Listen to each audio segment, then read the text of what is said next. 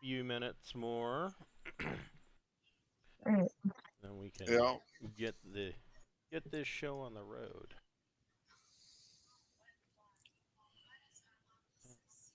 we've got to complete the vision quest, which may or may not really be deadly.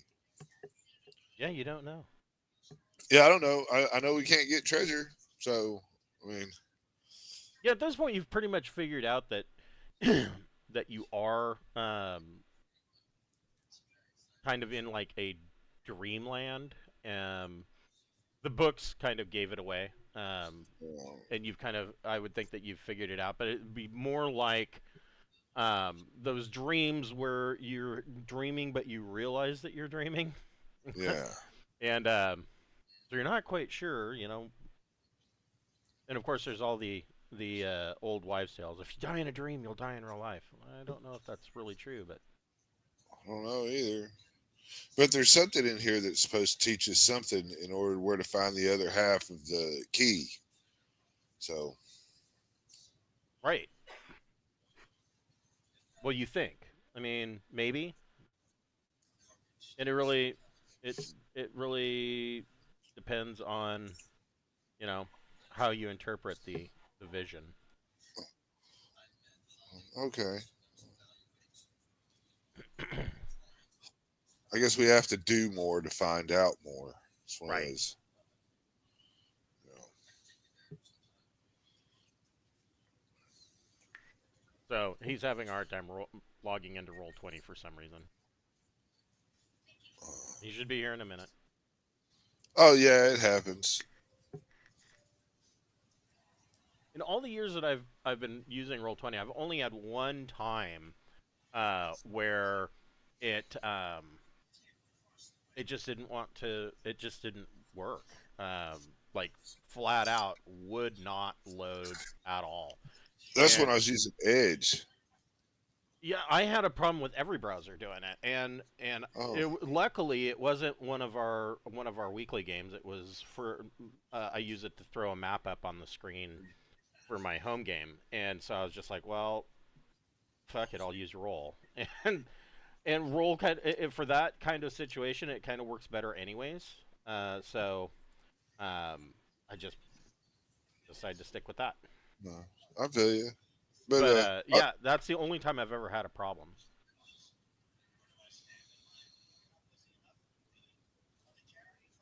Is he is he maybe down here?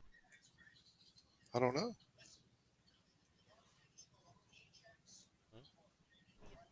Oh, okay. Yeah, my other cat decided she. I don't know what she was doing, but she almost fell off the hutch, and of course that made a racket. And Indy um, gets scared by noises really easily, and so he uh, woke up suddenly and leapt off of my chest and took off running. And There he now, is, yeah, yeah. So Kitty Samurai picture. yes, I guess it doesn't necessarily have to be a samurai. Be like a rock star too, with those shoulders.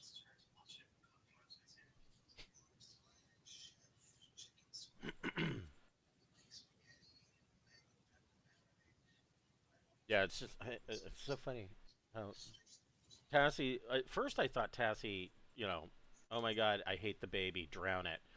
But that's not it at all. She's actually terrified of him, and I'm like, he's like this big. I'm like, why are you so scared of him? It's just gonna take her time. Yeah,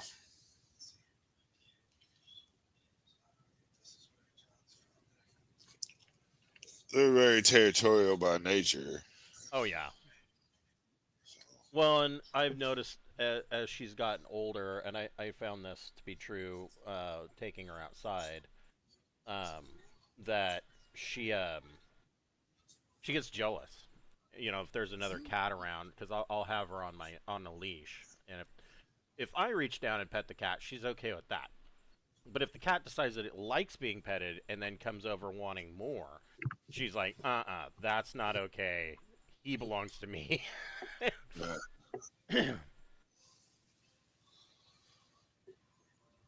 Damn it, hold on.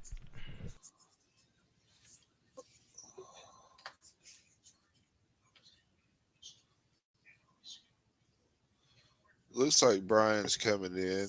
He's probably just got to hit the button Yeah, or his big. When I log in, I got to hit my picture.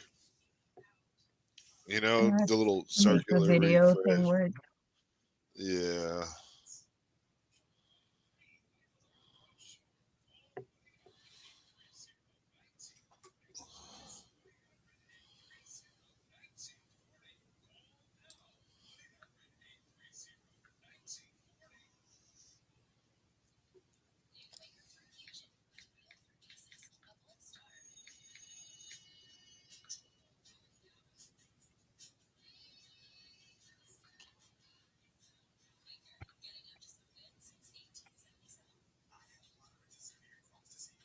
Okay, sorry about that. I had to It's all right.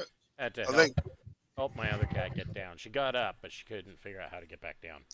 fun time. Sounds like a Anybody? cat. Yeah. Right. And we have Brian. Excellent. Yeah. Okay, I sound horrible because I have a cold, but don't worry. I would Yeah, have I said, saw that you in know, the you chat. must have caught it from my wife, but you haven't been around. So. Well, now when people ask if you can see a doctor, you can tell them that you saw a a a fantasy virtual one. I Right. saw I saw a witch doctor or a cleric or Yes. something. Yes. Right. Oh, I was What can talking you about witch when I do? was throwing up the fucking Freud pictures and shit. You Oh saw yeah, that's you right. saw the Did some picture. telemedicine through Yeah, like a you time saw. machine. Yeah, you saw the fucking picture of a doctor, and so therefore you would have seen the doctor. And there you go. It's not even an MD, but that's okay. You know, he has a couch. Yeah, that's good enough. Yeah, Close enough, right? yeah. All right. Well, welcome to Braunhaven. We'll be picking up where we left off last week. These guys are. They have met with a tribe of Neanderthals that live in the area, um, and they are known as the clan of the Owlbear for the obvious reason that they actually have a owlbear friend that hangs out with them. Not a pet, more of an equal. and so so they have met with them, and one of the members of the tribe of the clan of the Owlbear um,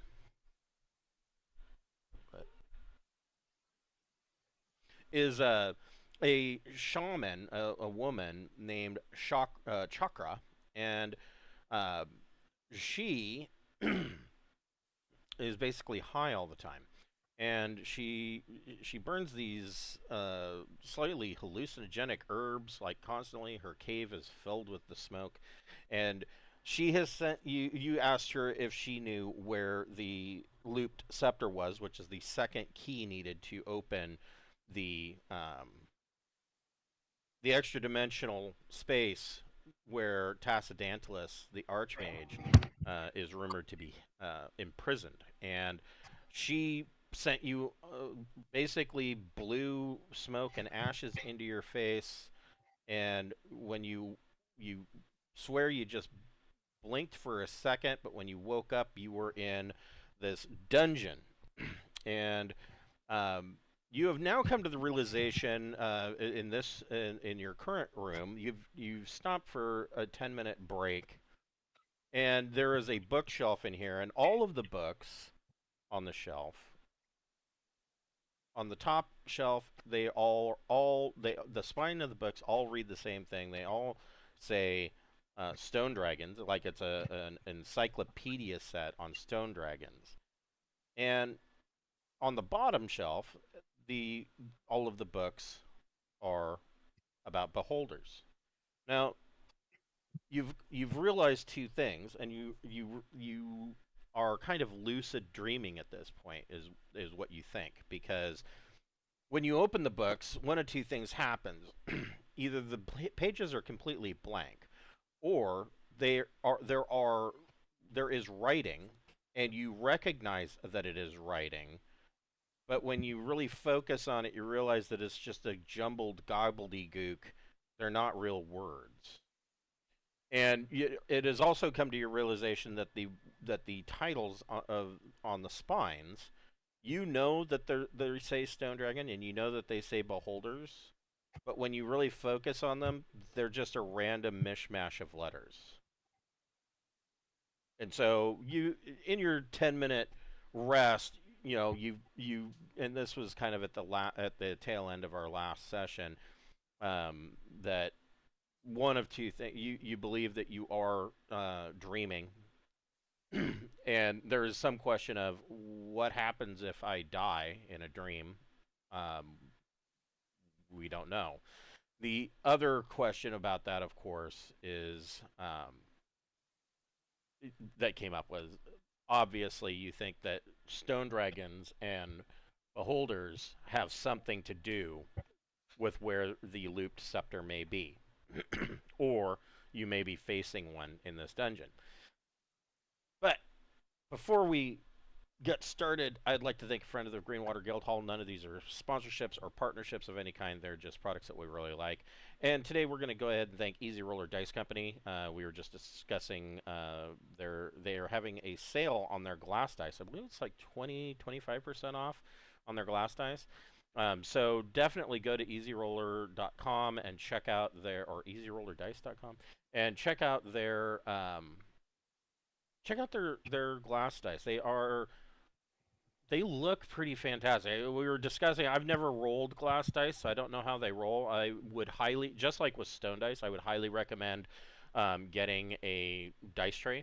And that's something interesting too. They were, and I don't know if the sale is still going on, but they were having a sale where if you purchase, they've got kind of like a player's vault that incorporates a space to hold a pen, a mini, some dice, and then they've got like a dice tray.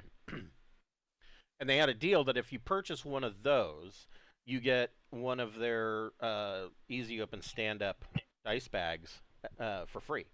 So I would definitely check that out. That would make a good combo set. You get a bag to hold the dice in, you get a dice rolling tray, all in one setup. So definitely check out Easy Roller.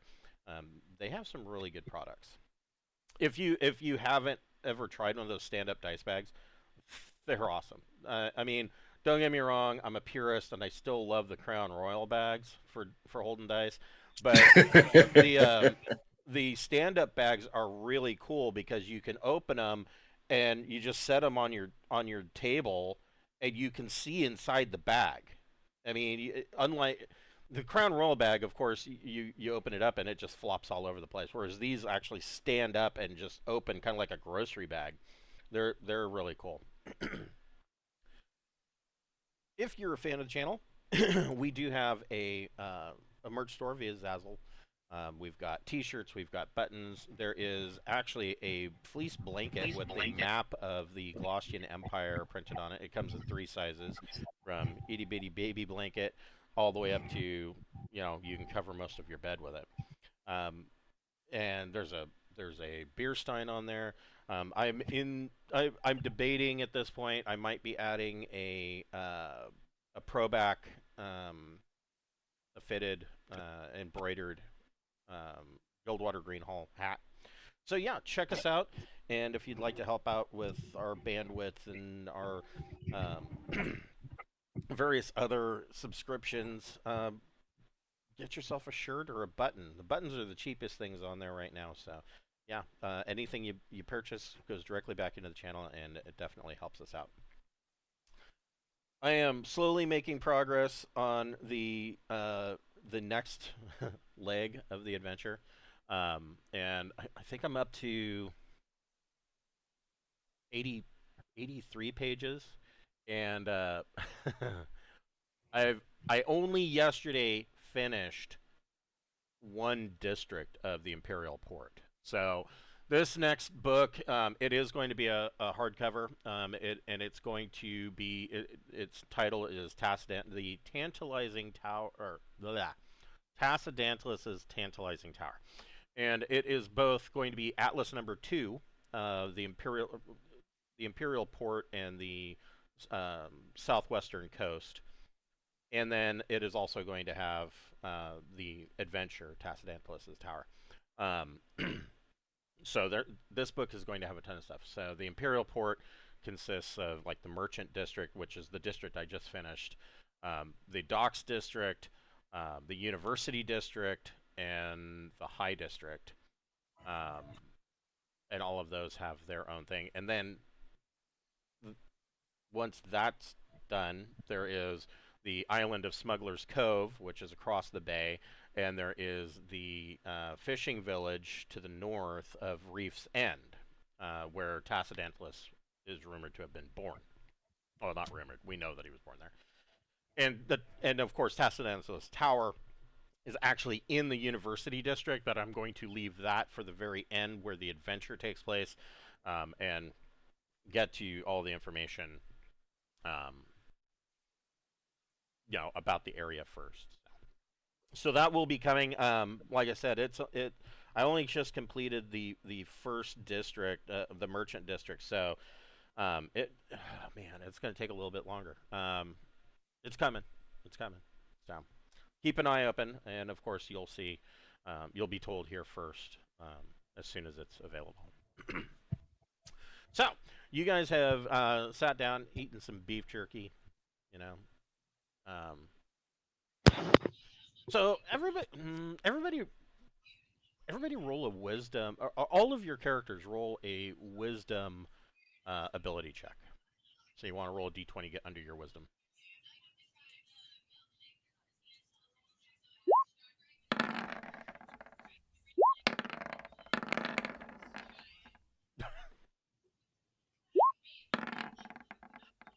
Okay, 11 and a 10. So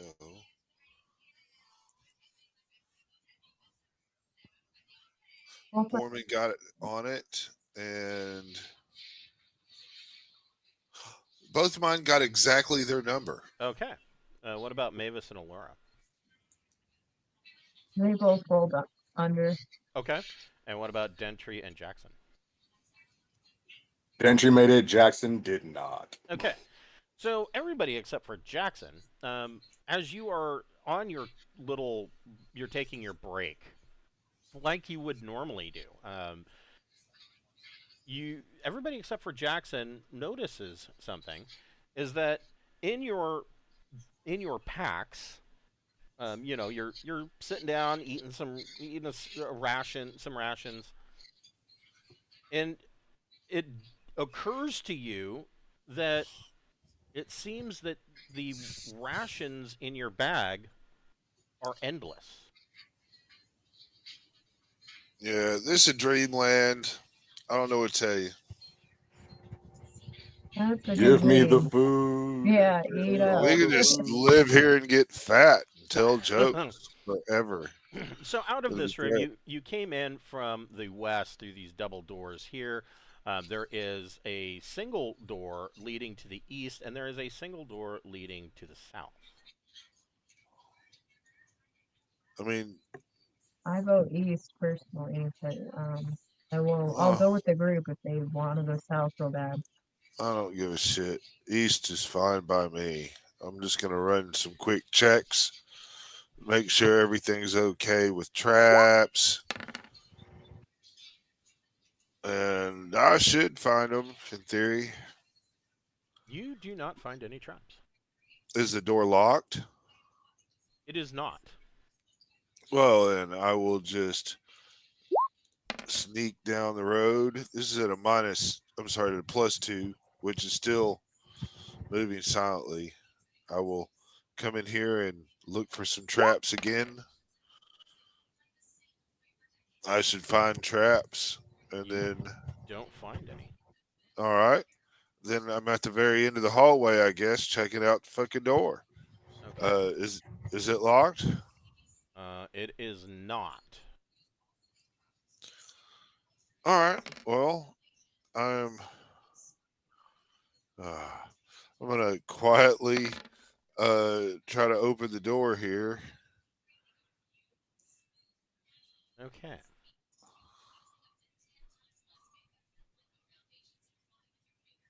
And Interesting. that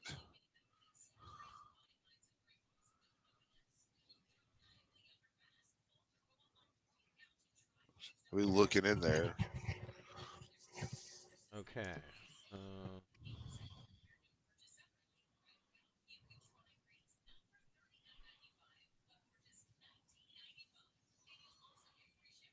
Probably holding my breath.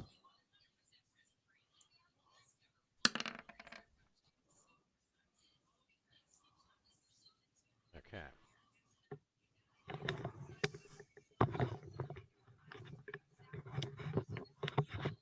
Need to find. There it is. Yeah.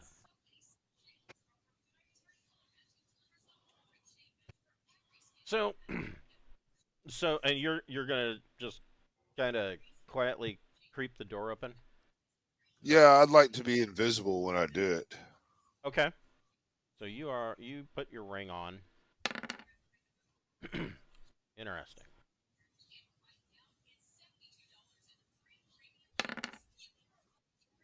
In here.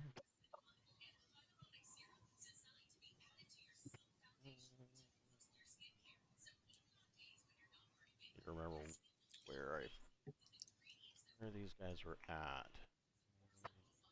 I know I don't know. Yeah. Whoops.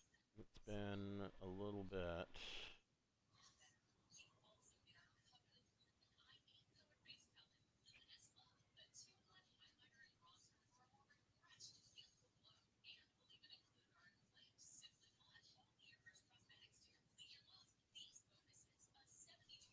We go.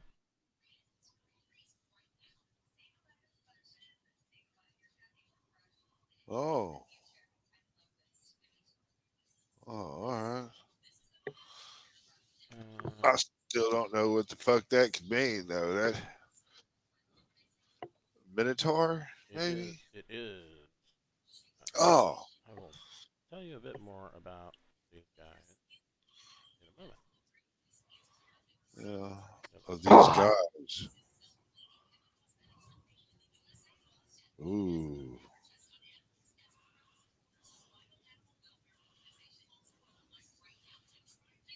It's always scary when they start off in ginormous and then they shrink down. I'm like, okay, thank goodness. Yes. Yeah, yeah. Okay. So in here, two things.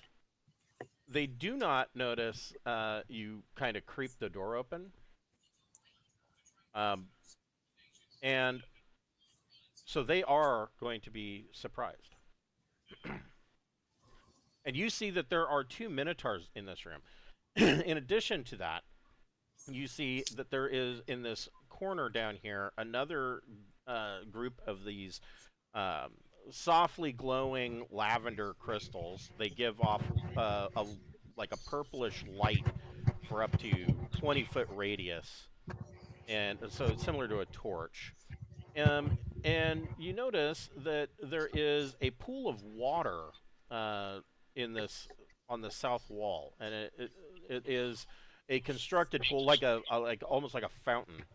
And in the northwest corner, you see that there is a pile of bones and skulls.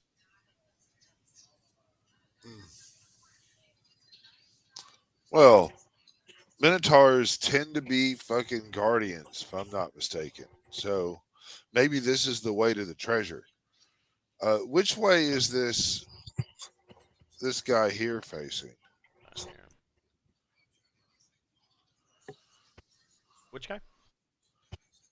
This guy? He's facing towards this direction.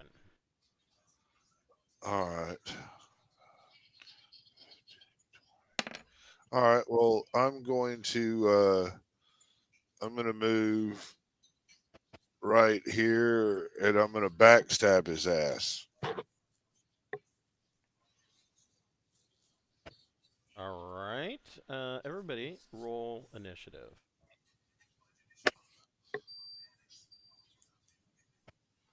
We tried diplomacy once, kind of, and it just wasn't our thing. Oh. So Borman got a.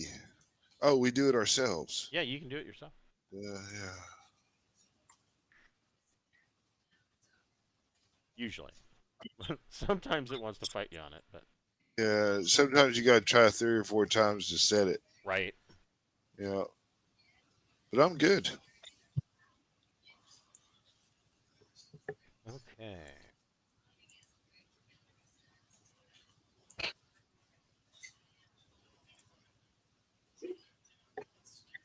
So Dentry got a 5.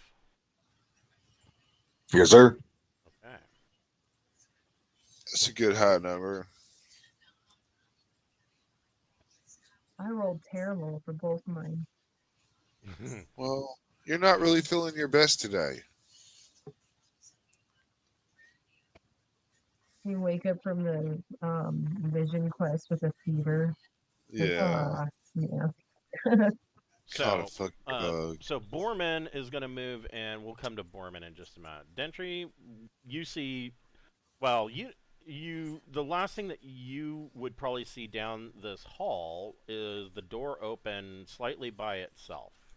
You don't really know what's in this room, and you don't, Okay. and Borman's invisible, so I don't know what you want to do. I mean, I'll walk down the hallway. These are still 10-foot squares, right? Yes. Those are some giant beasties then, huh? Yeah, they are quite brutish. Alrighty. I can't move a whole lot, but not knowing that there's shit hitting the fan, I'll just walk down the hallway a little bit. Like, what's go? Where'd he go? Well, he went off again, didn't he? Damn it. Yeah. Okay. So Borman. Because I mean, I don't know what's going on. I don't know there's beasties. No. I just know the door opens. So I'm like, oh, here we go again. Let me just follow along just in case. Yeah. But I can't run because that'd be noisy. Yeah. Well, I'll make a lot of noise if it's my turn because I will backstab. Yeah. It is your Yeah. turn. Take this, you fucking cow-headed bitch, and I'll fucking nail that motherfucker with my frost brand. This'll. Now, had I gone after that, I probably would have ran. Right. This will be at +6 because I'm backstabbing. So that's good. Nat 20. That's max damage. Yes, it is. And it's double. So because it's a backstab. So this would be 16 plus 4, 20. 20 points of damage. Okay. So, yeah.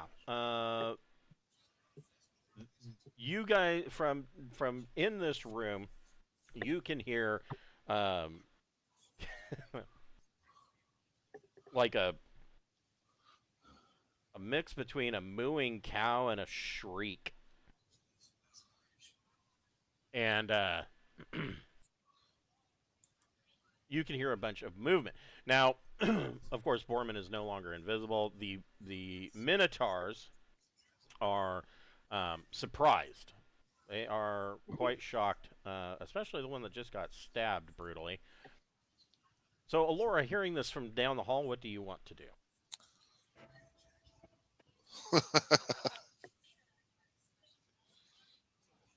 I mean, it sounds like a slaughterhouse. Ooh. I'm looking at my spell list. I lit that motherfucker up. That's how you start a fight. Makes an entrance. Oh man. I don't know. I guess I can move. You said these squares are 10 feet? Yes. I think I can move 3 of them. And is the door open? It is slightly. It is just open a bit. It's open enough that Borman could have like sucked in his gut and slid through. Okay, I probably can't throw anything through a doorway that has, at least not at a target of my choice. Yeah, no, it's not open enough from where you're at to throw. Okay. Oh, maybe I should like. Is dash a thing on this? No. Oh, okay. Never mind then. So, Malachi, what would you like to do? Malachi will go 1. Excuse me, Lord. 2, 3, and that will be his turn. Okay. He'll be like, "Wow, this is a long haul." Mavis. It's like I'll be moving also. Oops, not here. Actually, let me One double second. check something. It looks more like a Yeah, 5 it's 10 foot foot. No, scale with yeah, no, art. they're 10 feet, and the measurement tool is set. So Mavis, you can get directly to the door. Did you want to push the door open, or? Yes, please. I'd love to. Okay, so yeah, you reach out and you shove the door open. You see that Borman has there is a he is engaged with a bull-headed humanoid minotaur, and the minotaur is bleeding profusely. Um, like it, it to Mavis, it seems like there is way more blood than would normally be seen. I mean, it seems like massively gory. Weird. Jackson, what would you like to do? Jackson will be moving up 6 squares because he's got that 60 feet of movement. And he's been like, the hell's going on over here? So I wish I could move more than 60 feet, but that's what I got.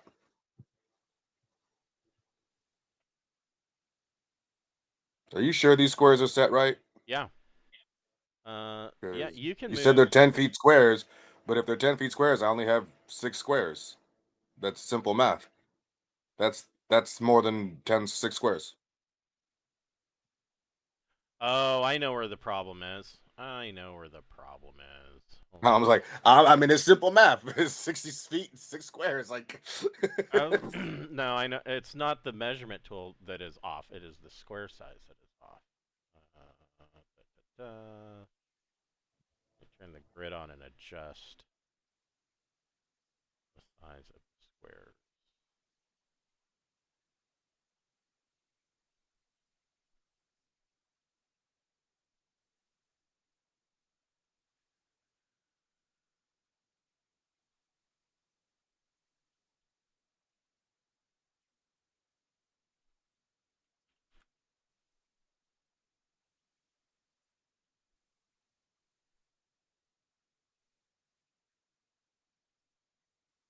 That might be a little small.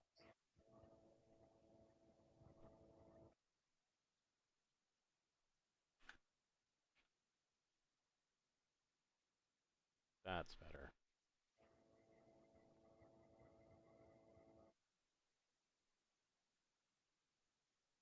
All right, now let me see.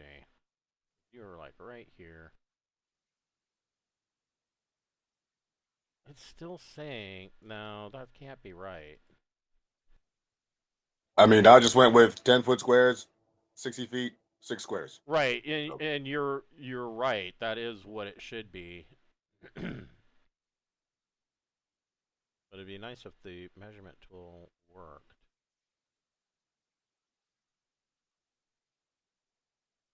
How is it saying? I don't understand how it's saying that you could be in the middle of the room.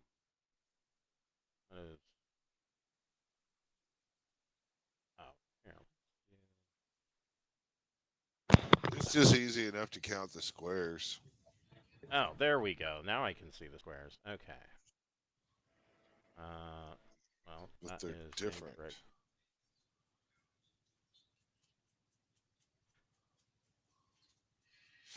If your squares are that size, the normal square. Yeah, I can adjust the size.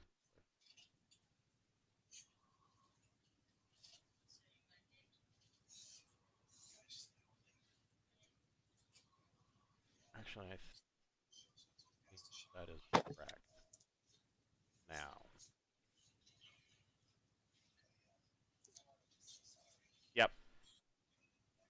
that is correct.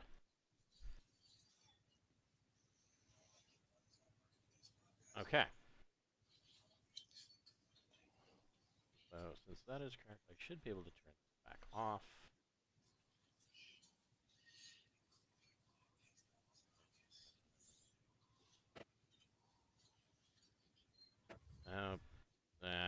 The new It's cool. We can count squares. the It's new fine. toolbar.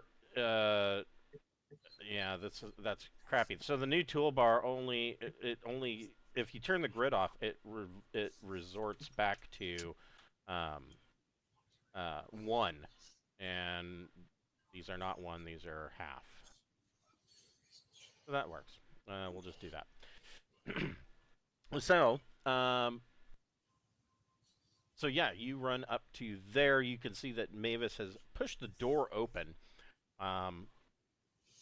We're back to Dentry. Dentry and his shitty movement can get to here. Okay. Yeah, you've only got, what, 20 feet of movement?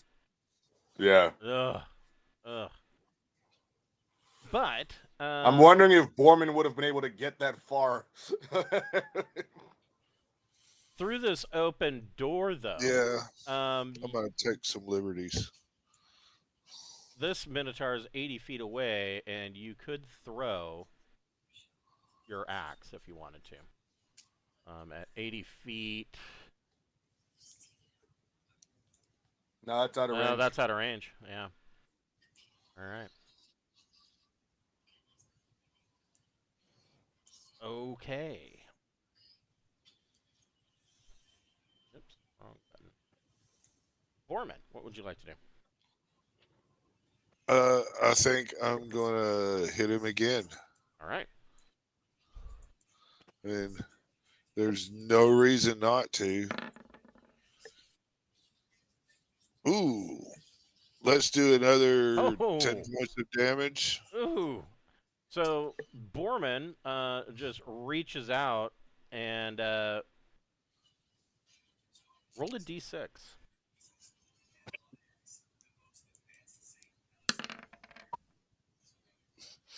That'll be a what? Okay. So Borman reaches out and with his frostbrand and cuts the head off of this Minotaur, and it crashes to the ground in a copious, like a geyser of blood. And then I will step forward 2 squares to right there. That is my 20 foot of movement, and I will look at the next one and go, Hog Goblin Wobbin Spashin. Ah! I don't speak Minotaur, and fuck him. All right, so the Minotaur sees this this happen, but the Minotaur is, from a morale standpoint, the Minotaur is unfazed. He cares not. Let's see. I want to see something here. Nope, that's too far. All right. Well, he'll do what he can. And he is going to swing his big battle axe on Borman. AC -2. Ah, fuck me. Wait, what is his? That's what I'm trying to do here. He's Borman will get behind the bull now. THAC0 of 14. So he hit AC 7. He misses. He swings, and Borman just kind of ducks, you know, like he's dodging a wrench, and does a little dance. Alora, what would you like to do?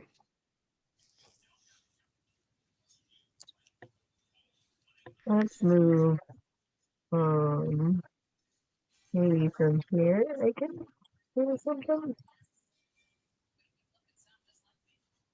And what's 70 feet on a throwing dagger? But 70 feet is out of range. oh shit. Okay. Yeah, max range for a dagger is 30 feet. I will cheer for Borman then.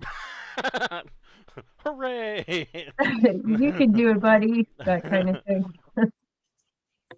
Malachi. All right. Malachi will 1, 2, 3. I can actually get through the door. I will step through the door. Right. Oh, a little bit close to the door. And there's Mr. Minotaur. Let's do the Witherweed spell. Ooh. Okay. So Yeah. this is a new spell, and we've done it once before, but let me look at it again. Yeah, yeah. I would appreciate it if you'd let me look at it with you.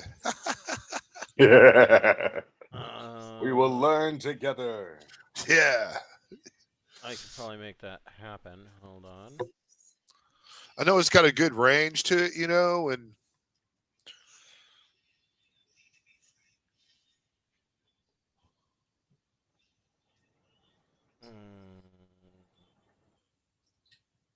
Oh, I haven't. Okay. I'm in the wrong document. I don't. Yeah, I don't have anything that is um, ready for that yet. But I can tell you what it says. It's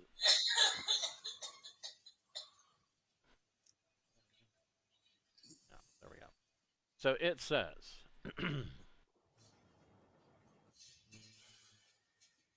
nope, it's a 10-foot range. Yep, So I'm 10 not feet. close enough. Caster ignites Yeah. a pinch of dried witherweed in his palm and blows the smoke at a single target. The target must succeed on a save versus spells or take 1d4 damage per round for Yeah. the duration of the spell. The duration is 1d4 rounds. Yeah. Man, Here, I can do this. I found my note on it. 1d4 damage for 1d4 rounds. They got a save versus spells. 10-foot range. It does not help me yet. If I shoot my fucking crossbow, I got a chance on hitting Borman. Is the problem, right? Yes. Or is it because he's big? Is he going to take a lot more chances due to him being big in an angle? That's true. He is pretty large. Yeah, I would say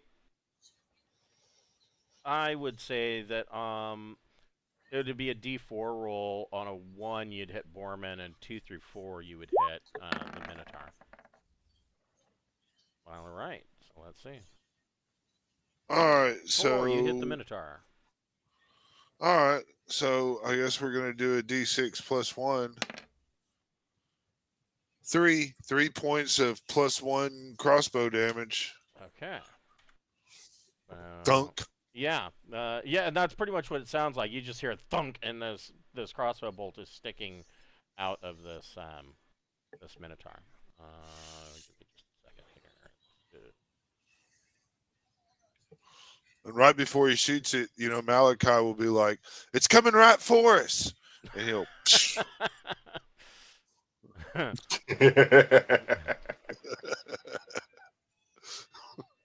So here is a more permanent, well, semi-permanent note. This is not the, it hasn't made it into the final cut yet, but this is what we have so far for Malachi's Witherweed. The final version of this will be in the next book that is coming out, a treatise of magic and smells. Yeah, spells. It's going to have a whole bunch of new, old and new spells. Yeah. I think you ought to add that if the target fails to save, that they're also choking. Well, that's yeah. Well, I just say maybe they're not choking to death, but I'd like the poisoning effect to be able to, fuck well, that's their where they're ability taking to the use. damage from, is from the poison effect. Yeah, yeah. But I had to. I had to tone the spell down a bit to make it, it's a level 2 spell. And the reason why I had to tone it down a bit is that one, if you for anybody who knows anything about witherweed from AD&D, it was if they are lit on fire, um, they give off what a 20 foot by Yeah. 20 foot radius cloud of poisonous smoke, and it is save versus poison or die. There's no there's no second chances. That's it. And so if you were to do that though as a spell, because you basically are lighting this in the palm of your hand and blowing the smoke in their face, I mean the caster would likely die too. So Yeah. I had to kind of adjust it as a spell effect. I was hoping to get it so it would interfere with people's ability to use verbal incantations. Yeah. That's So that's what I'm advocating for when I say choking. So, a coughing, fitty type of reaction to being poisoned, or a swelling of the tongue, yeah, anything like no, that would be no, wonderful. and the problem with Bleeding from the anus. the problem with the choking thing is too, for a level 2 spell, if they're choking, then they're Yeah. essentially incapable of taking any action because that's all they're doing. And Right. so for a level 2 spell, that might make it a little bit too powerful. But it's funny that you bring up the casting thing, because and I was going through um, requirements for casting, and so in newer editions, 5th edition, and well, basically 3rd edition on up, really, maybe 2nd edition, but um, the spells had different. Aside from materials, but they had different components for somatic, verbal, etc. That wasn't really the way of basic and expert, or even Beckme. So Beckme being basic, expert, companion, masters, and immortals, all 5 of the box sets. The way it works there is that if a caster cannot speak, they cannot cast. If a caster cannot move their hands, they cannot cast. So if their hands are bound, they're not casting. If they're gagged, they're not casting. And I find that interesting because they separated that and they really get into that in there was an adventure for D&D Next, the play test for 5th edition, where they run into when the players come into a town. The town has already captured a red wizard of Thay that had been kind of living amongst them, and they were not kind to this guy. I mean, kind of fucking brutal. Even I was like, holy shit. They sewed his lips shut and broke all of his fingers. They stopped short of cutting his fingers off, which I'm not quite sure why. And the reason I'm not sure why is they sewed his lips shut and broke all of his fingers and hands, and then basically had like a puppet court proclaim him guilty and proceeded to hang him. And I'm like, You might as well have cut his fingers off at that point. you might as well just cut his fingers off. I mean, what are you caring? Why do you give a shit? Although breaking them is kind of brutal because it's like a lasting pain until they're gone. Right. Yeah. So yeah. Interesting that they specifically state if you cannot speak, you cannot cast. If your hands are bound, you cannot cast. And there's it's blanket that you have to do motions with your hands and say words, which is funny because that's the way I've always remembered spell incantations to be. There was never a separate connection between verbal and somatic. It was always both. There used to be things where if you hit the motherfucker in the round, they well, couldn't cast. right, and that takes place if you're doing party initiative at the top of the round. Yeah. The first thing that all the players do is decide what their action is going to be. If the caster gets hit, then his spell goes off. He loses a spell slot, just like he had normally done, but nothing happens. So Mavis, what are you doing? I'm wondering if guiding bolt is the same issue as projectiles where you can hit your friends. No. Okay. Guiding bolt is a save. I believe. Go back to my. You know, I wrote it down as a second level spell, but I looked at the thing and it didn't say what spell level it actually was, so I might have messed it up. It says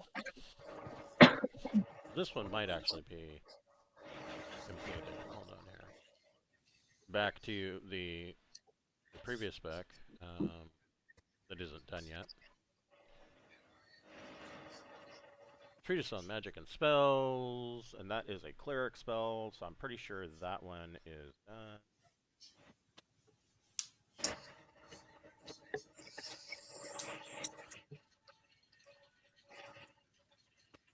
Yeah, that is a first level spell. Oh, okay. I'm gonna ship And something. let me, I will put this into our journal.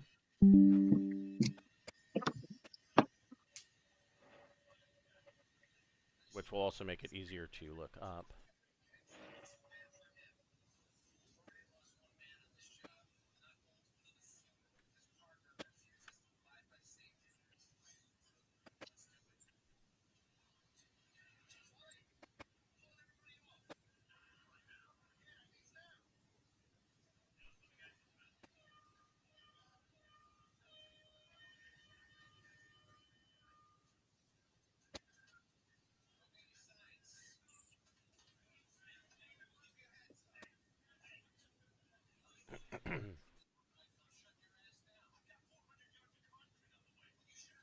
There we go. Here is Guiding Bolt.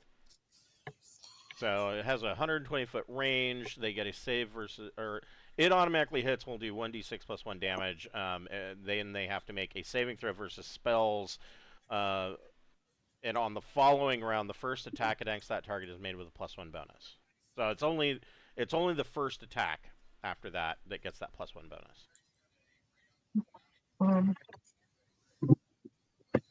Right. I would like to do that then.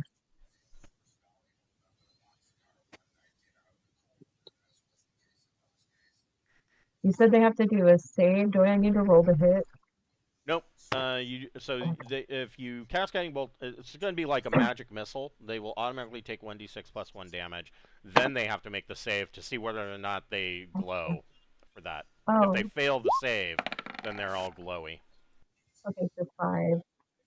Okay, so he's going to take 5. And then... No ending. Yeah. Well, I mean, we need to do at least another 20 points of damage. He needs to get a 14 or higher. And fails miserably. He is all glowy and sparkly. So whoever is making this next attack... And so the +1 will last until the end of the round, whether he's hit or not. And so, but if he's hit, it goes away. So Jackson, you see this Minotaur glowing brightly.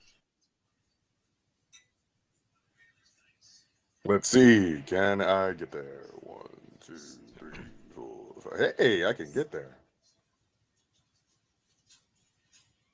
Yeah. Oh, well, come on in. Yeah, if you guys just will. If you guys just want to count scores, I will just turn off this grid because it is making me cross-eyed.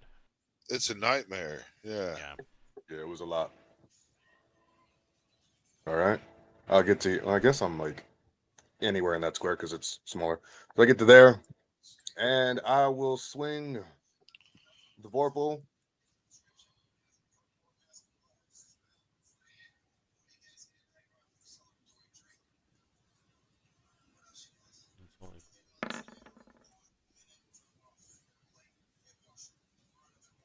And miss horribly. Yeah, with the +1, you miss. The Minotaur kind of brings his axe down and it clangs off of the head of the axe.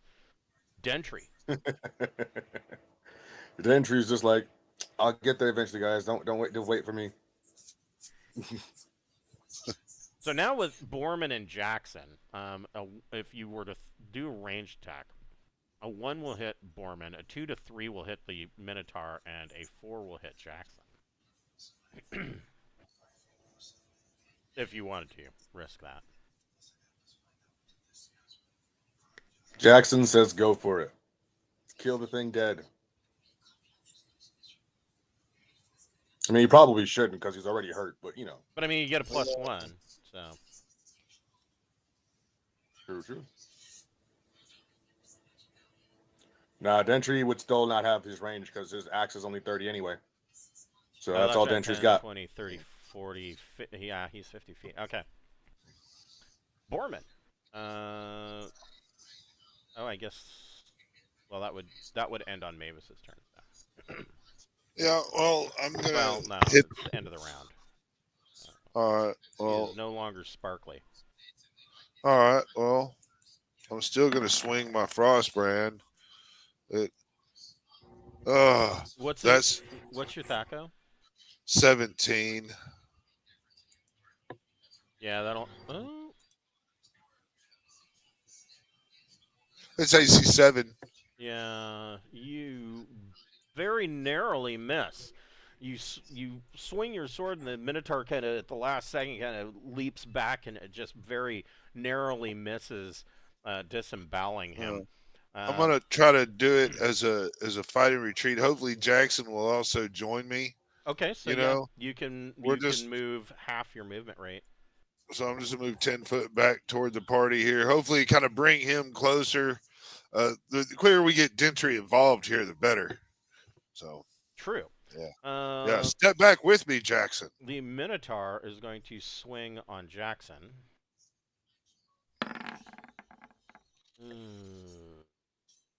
And he hits AC 0. Oh, he hits. Okay. Damn it! I might be stepping back up. Are you all right? Evil at sea. Oh, you don't know. Yeah, he'll roll a D40 and add 10. So the axe bites into Jackson, dealing 6 points of damage. All right. Oh, that ain't. Yeah, you're okay, All right? right. I'm okay-ish. You could take 5 or 6 more of those, huh? Yeah. Yeah. I'm joking, but Alora. No, it's all right. I'm okay. I could take another, like, 3.5 of those. right. Well, if you want to stick and move, I've got a better AC, and I'm relatively healthy. It's all right. That was the Yeah. whole. I have all that movement. Yeah.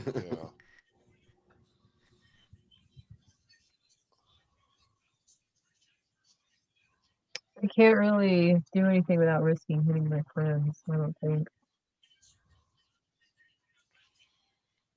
So you're Do just, it. I'm moving towards Jackson to heal him when I get a chance. You could broom it, couldn't you? Oh, Do it. yeah, I could. I'll broom it and tag you on the back. Okay. Do it. Come on, for 2. All right. Fuck. Well, that only means he's down 4, so, I thought, were you hurt when we started? Yeah. Yeah. Malachi. So I'm down, I think 11 already or something like that. Yeah. Well, I mean, seeing as how we're all just running up on him, I'll get to right there, and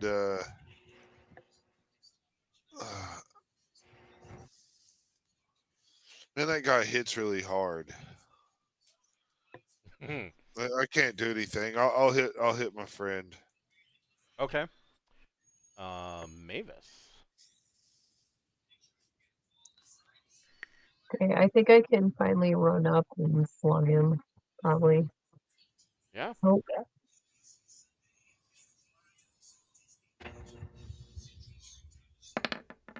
Ooh.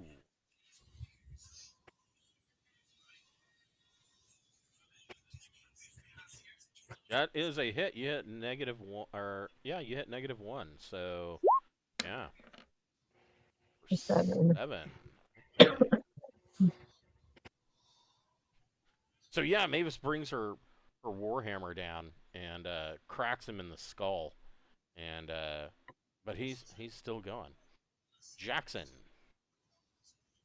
Jackson will attempt again to swing his vorpal sword, and we'll Kill see him. if he has any success with this. Make a 20. Um, do, do, do, do, do, do, do, do, do, do. Ooh. Does a 17 do it? Indeed, it does. That hits AC 0. You definitely hit him. Yeah, boy. I did a thing and it hit. I am happy now. All right, it's a D8 plus 3. 8 points. All right. Whoops.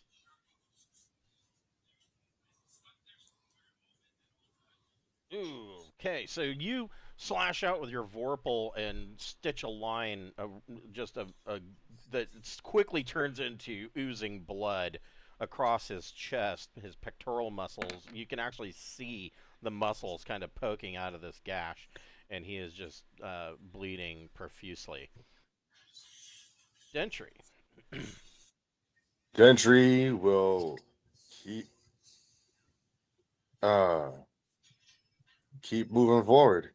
I was supposed to have Jackson back up, but everybody else got there by now, so I was like, that's fine. Yeah. I'm sorry. It didn't go out as I planned, but the idea was to. Dentry will be in the fight next round. No, it's all right. It's all right. It was just Jackson. Gentry's got bad movement, so the fact that he started off at the back of the party was not a good idea. Right. Yeah, well, Back to Borman. man, I can't just sit here and wait for my buddy to do it. So I'm gonna run right over here. I don't want him to die, Yeah, that 7's and not I'm going to do gonna it. miss. Yeah. But it So the gets me Minotaur, up in there. the Minotaur kind of whirls around and blocks your swing with the Frostbrand, and he's going to bring his axe down on Borman. Nat 20 Yeah, that's max damage. for 10 So, points. That axe just bites right into your shoulder. yeah. Ow. Well, there we And go. actually, let's see. What?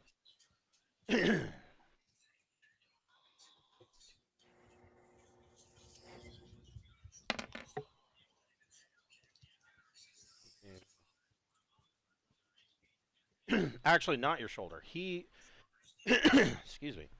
His axe bites into the thigh of your right leg, and Borman is dropped to one knee as his leg is just gushing blood. To you There you guys, go. it looks like his leg is practically mangled. Like it looks like it's barely hanging on by a tendon. Is that because we're high? Maybe? Alora, what would you like to do? The ceiling in here is 10 feet. So I'm on the broom. I want to see if I can make it over to Borman and try and give him a helpful pat on the back as well. Yeah, you can attempt that. Oh, that'd be wonderful. For 3 something. Hell yeah, it's something. So she kind of touches you, and the wound in your leg glows for a second, and you can see the muscles and the flesh kind of knitting back together. And you are walking with a limp, but you're able to stand. All right. Malachi.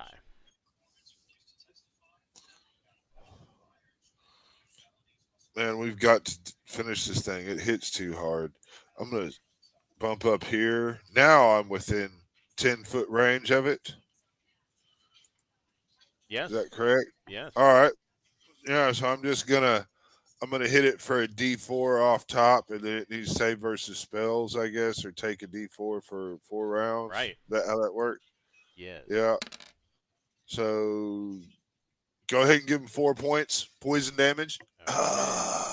Oh, well, it doesn't matter because you um, blow this into his face, and he chokes and keels over. He turns pale and keels over and dies. It is not the size of your weapon, but how you use it. So out of this room, you can see that They there's just say that to make you feel better. you can see Yeah. that there's another door leading to the east, and you've got this pile of bones in the corner. You've got this fountain along the south wall, and then of course more of these glowing crystals. I want to drink a potion if I can. Yeah, Yep. you guys have time. No. Yeah. The Did I potion is really what I. delete him out of my inventory since this was a dream? Maybe not. No, you don't need to remove them from your inventory. Okay, drink up, friends. All right. It's like Well then. food, I think. Where it Yeah. So, keeps because coming. if they're not leaving the inventory, can I just drink until I have full hit points? Uh, you can all drink in 10 minutes. In one turn. Yeah, you can drink until you guys have full hit points if that's what you want to do. I want to do that and suggest everybody do that. If it's Yeah, not go a for it. yeah, let's all just get full hit points, guys. This is a good time. I happen to have a special blend of uh, of herbs and spices that we can enjoy They're really here in just the room. mushrooms that he picked along the way. Yeah, Yeah. I'll put them in our potions for I'm fun. gonna get something to drink in real life. Be right back. Mm-hmm. All right. I guess while we're drinking potions and hanging out, should we check out the water? So yeah, you can check out the water. So you check out this pool or this font at the southern end of the room, and the water, the interior of the pool is lined with like a turquoise tile, and the water in the pool looks absolutely crystal clear, and it is cold, very fresh, cold water. Need to have a Laura look at it. She can tell if some, or can Samuel tell if potted water? Oh, if Is it's this I don't know, can I? potable, yeah, you can All right. take a look at it. Go ahead and roll a d6.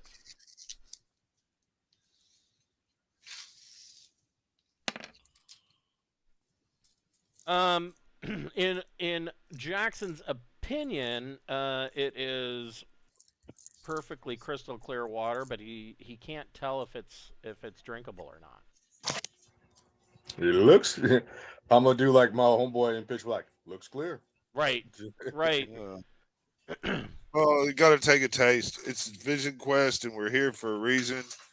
I guess the question's who. Malachi will reach down and cup his hand and take a sip like any good secondary character would. Okay. Make a save versus spells. I should have had Dentry come over just to give you the bonus of the save. Well, if I'm rolling above save versus spells, Yes. is that correct? Yes. And my save versus spells is 13. Oh, Malachi's save versus spells is 15. So you succeed, and it tastes like mountain spring water. Can I tell that I fitted off anything, or is it just No. I got lucky and I don't know it? Yeah, basically. All right. Well, this water seems to be fine. Did you already look at the bones or No, but we tried floral? this water in the fountain, And it was and fine. well, Samuel told me it looked clear, and so I took a drink, and I don't know, it's quite Oh, refreshing, but you know, actually, witches have the power to discern pure water, so I can tell if you were lucky or if it's actually good. So Okay.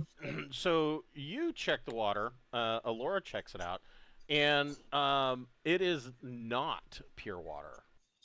she can tell that there is some kind of enchantment on this water.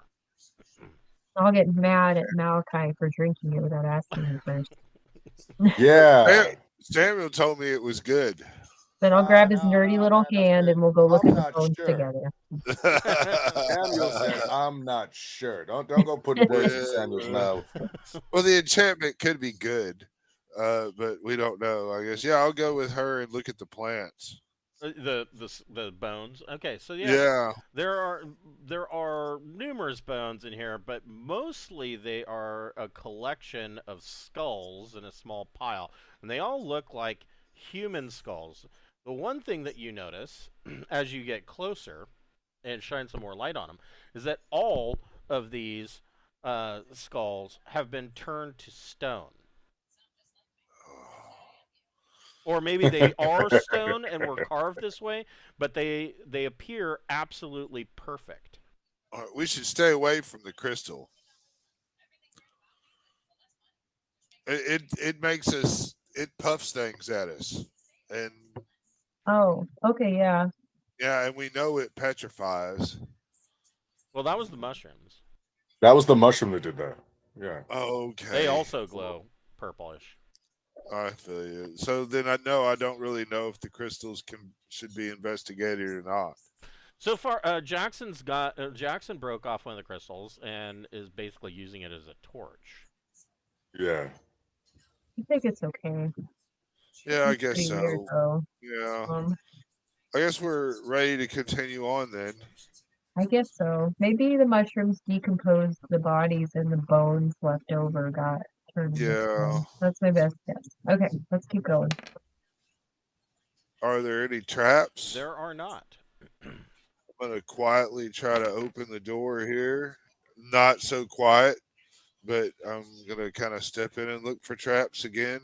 Entry is gonna catch up to him before he does all this, so he's close by. Yeah, Yeah. at this point you can move your encounter, or not your encounter, your base movement, right? And so yeah, you don't the door creaks loudly as you open it up. But on the other side, in this short hallway, and short by saying it's 25 feet long, you don't find any additional traps. So there is another door at the end of the hallway on the east side. I'm going to go up to the doorway looking for traps. And I'm going to try to open it quietly if I don't see any traps. I rolled a 2. Okay. And yeah, man, again, not so quiet because I'm in plate mail, but I'm coming on through. So yeah, you creak open the door. In here, you find a large octagonal room, and I mean it is fairly large with these being 10-foot squares.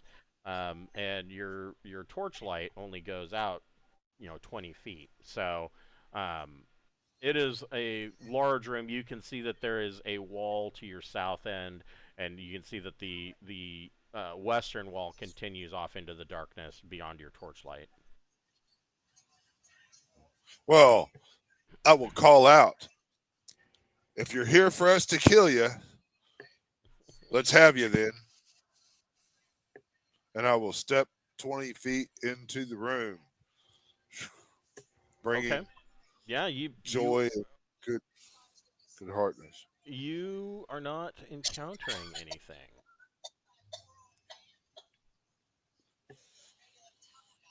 Well, we're not in thing yet, but let's let Malachi come forward with his 60-foot range, see in the darkness.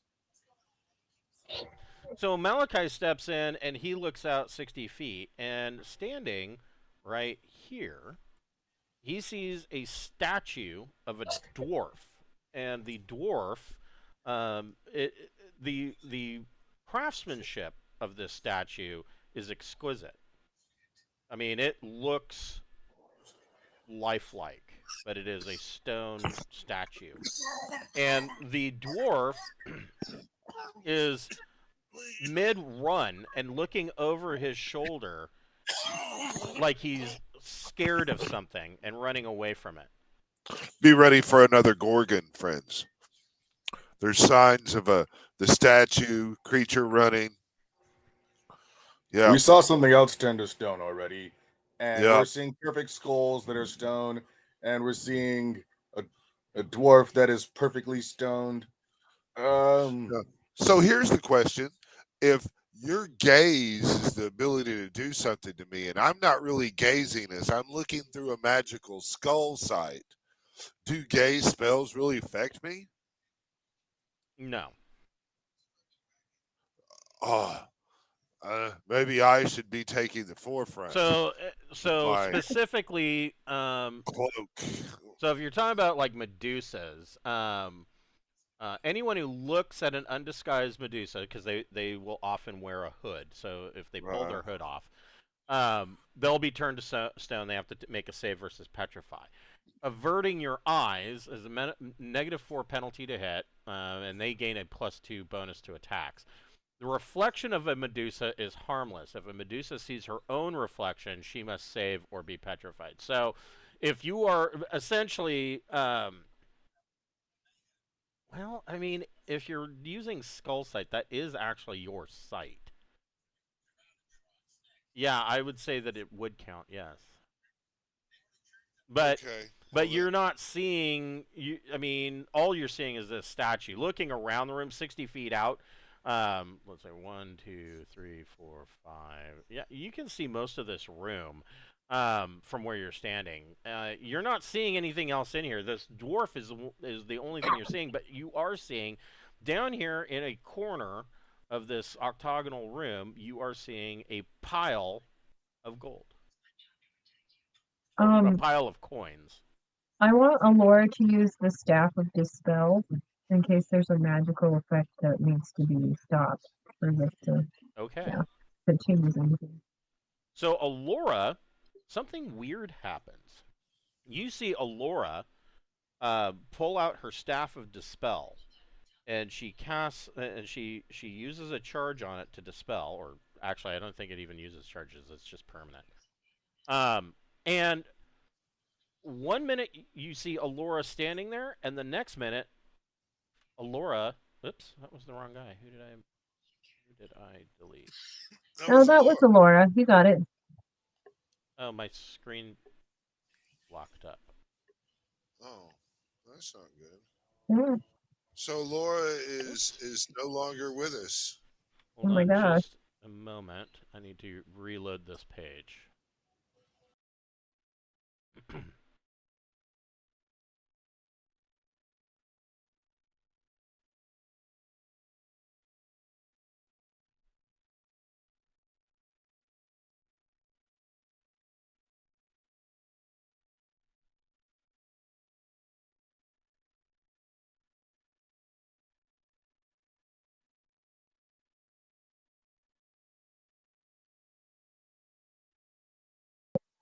Right.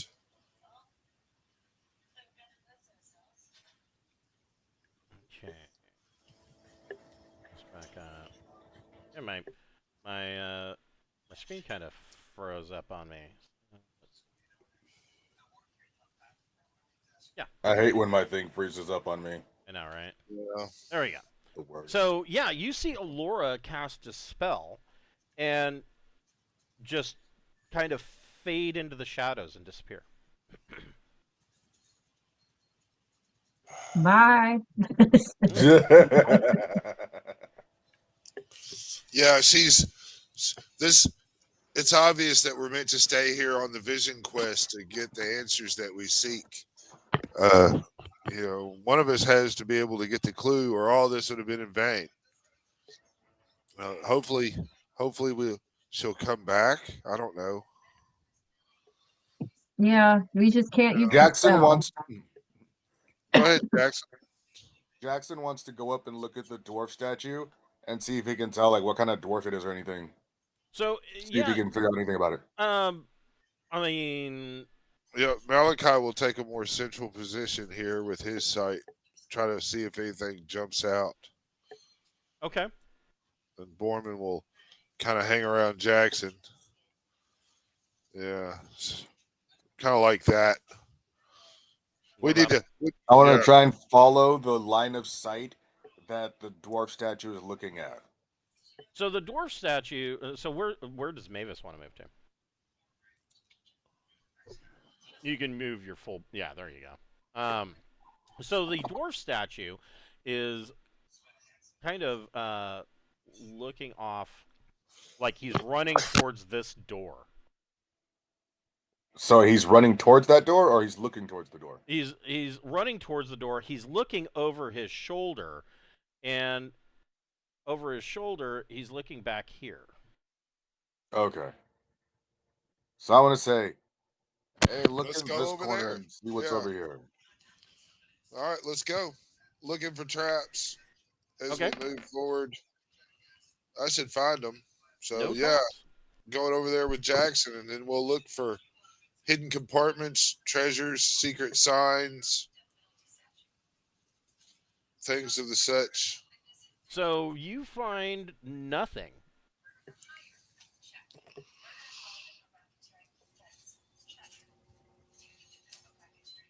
There's nothing over there. The entry just says, screw it, we probably have to touch the coins or some crap. Well, let's go see what's on that other way. I mean, the coins just look like a trap to me, and I mean, the other treasure hasn't. I mean, I guess He fuck like it. pauses right before he touches it, like, so don't touch it. I don't think so. I think we should go down in the other room and see if we can. I mean, what's there? So Dentry, looking at this,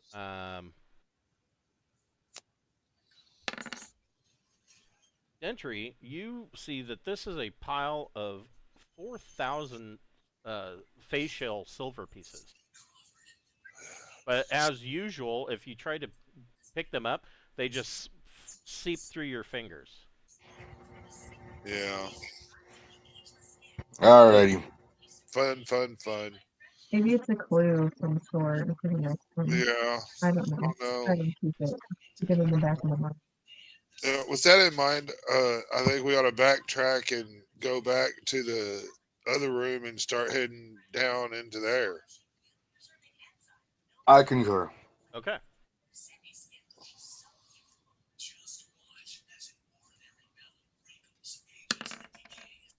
Ooh, okay.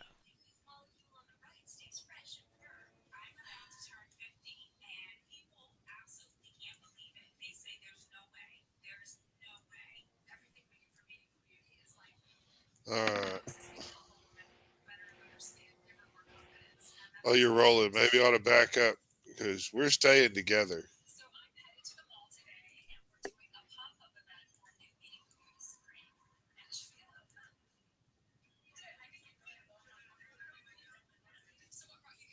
Did we need to stop for something with your rolling?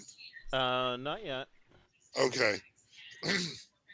Then we're gonna come up and I'm gonna let everybody kind of get, looking for traps on the door, and then if it's not locked, I'm gonna try to quietly open it. Well, just a moment. There are 6 of these.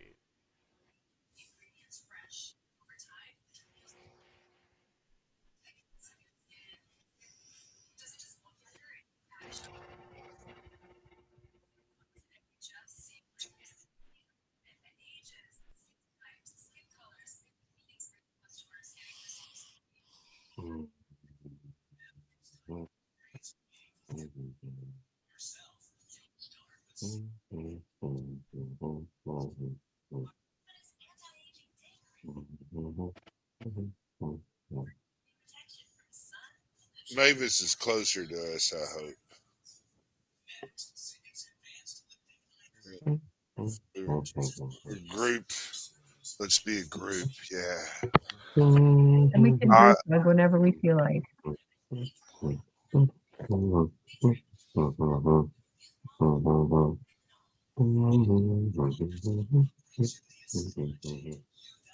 They've got There's their a own. lot of them. Yeah, they've got their own marching band.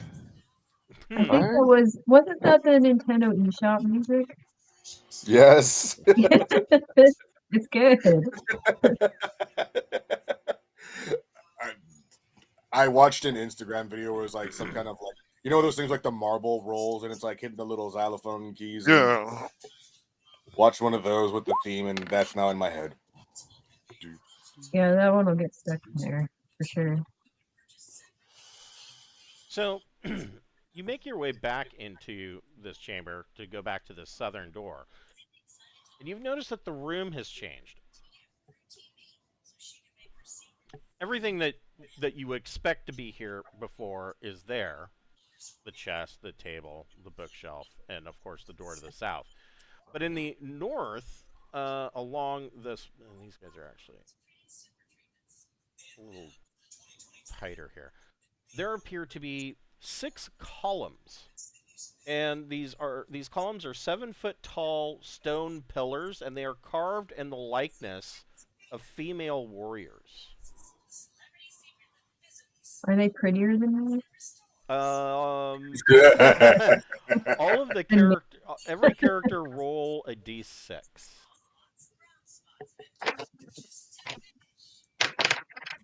2.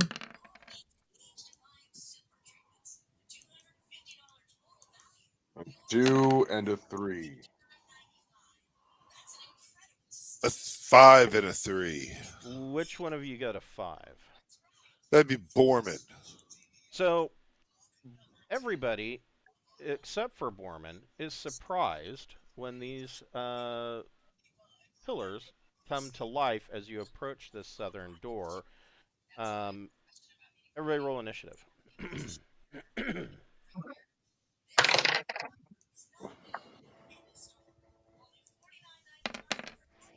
Was Jackson surprised as well with his whole like awareness thing? Yes. Oh. I got 4 and a 4. Okay. 5 and 5.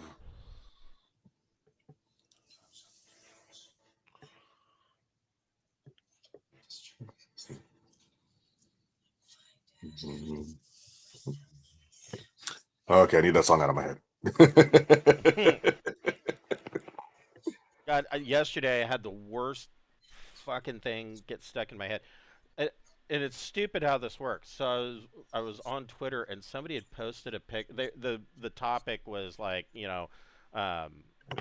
shows from the late 70s and early 80s, and somebody had posted a picture from Little House on the Prairie, and I got the goddamn theme song stuck in my head.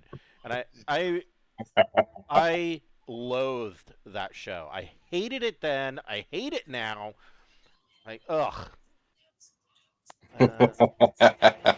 That's bad then, because you have a song you hate in your head. Yeah, not only did I hate the show, but I hate that song. And so, like, then I see, it was so funny because you see the image, and then just immediately my head, I could hear the theme song. I'm like, ah, fuck. Here we go. So That is brilliant. Everybody except for Borman is surprised when these stone pillars suddenly come to life, and they appear to be like Viking-style female Valkyrie warriors. Borman, what do you want to do? I'm going to move forward by 20 feet, and then 10, 20, 30, 40. Is 40 feet, how long is that for a throwing axe? I think they top out at 30. Let me. Whoops, wrong. Yeah, they do. Wrong one. No. They do. I have the same thing. Yeah. Yeah, their max range is 30 feet. All right, well, then I will step forward and go, hey, y'all motherfuckers need to look out. The columns, curated columns.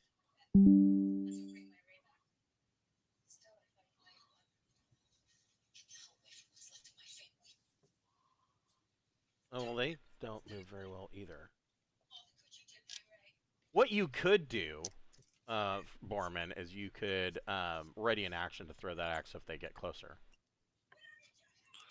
I'll do that. Because obviously they're going to, so. Yeah. 10, 20, so you can throw an axe at that one. I'll do it just for, let them know that we are peaceful people. Yeah, nothing says I come in peace like an axe to the face. I got an axe to grind with you.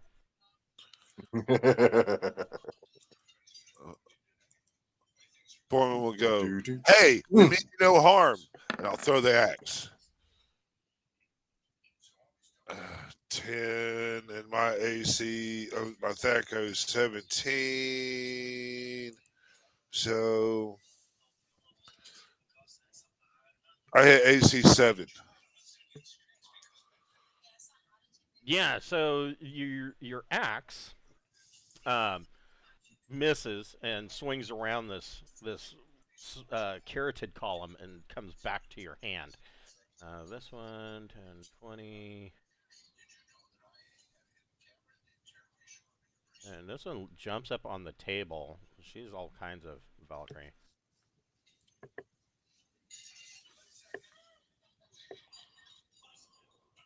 They are moving in. They are all carrying these stone swords. They look like, Viking style. Not quite a little bit longer than a gladius. Dentry, you come to your senses. What would you like to do? All right, Dentry is gonna move up about the 20 feet that he can to about there. Kind of take a little support position around Malachi, Okay. and this one's probably just out of range. Let's see, 10, 20, 30. Yeah, this one's at long range. 10, 20. This one is only 20 feet away. Let's put you. Okay, that's mid range. Yeah, that's middle range, so no plus or minus. Yeah. Okay, then I will attempt to throw the throwing axe at that one. Okay. And that is, oh goodness. Come on, load, yeah. I think this is a straight D20 then, okay. Okay, straight D20, here we go. Roll. So the Nope. axe goes pretty much makes the rounds of the room and comes back to your hand. Let there be a warning to all of you. Jackson. Jackson is gonna let's see here. Jackson's gonna kind of take up a central position, kind of help shield Mavis from any harm as well, Okay. but not rush the group all by himself because he's not that stupid. Okay. And ready his sword for the first one that gets in range. We're like, I'm ready. You come in range, I'm coming at you. Okay. Borman. Well, Imagine Borman's like looking around, like, I'm glad you guys are gonna join in the fight. what are doing Malachi? Did we miss him? Oh, he's at the end of this. Okay, never mind. So Borman will go ahead and first he's going to throw the axe. Okay. Because that's the smartest way for him to do. That's gonna hit. All right. I assume you're throwing at this one. Yeah. Oh, what happened? All right, hold on. Let's see if I can get this. It's 2d6 plus 1.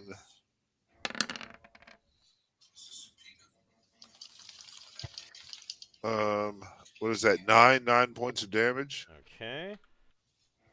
Now, actually, though, isn't that +2 Nope, it's plus 1. for the axe?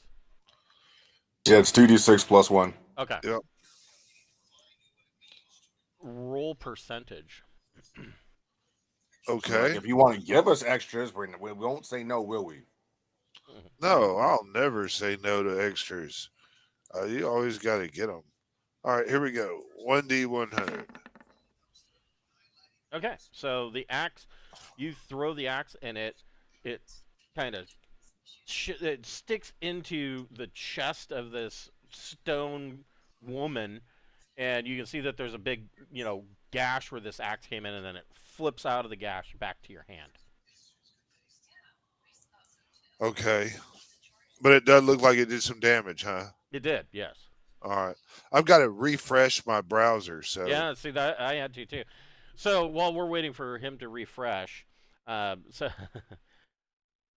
so I filled out the tech support.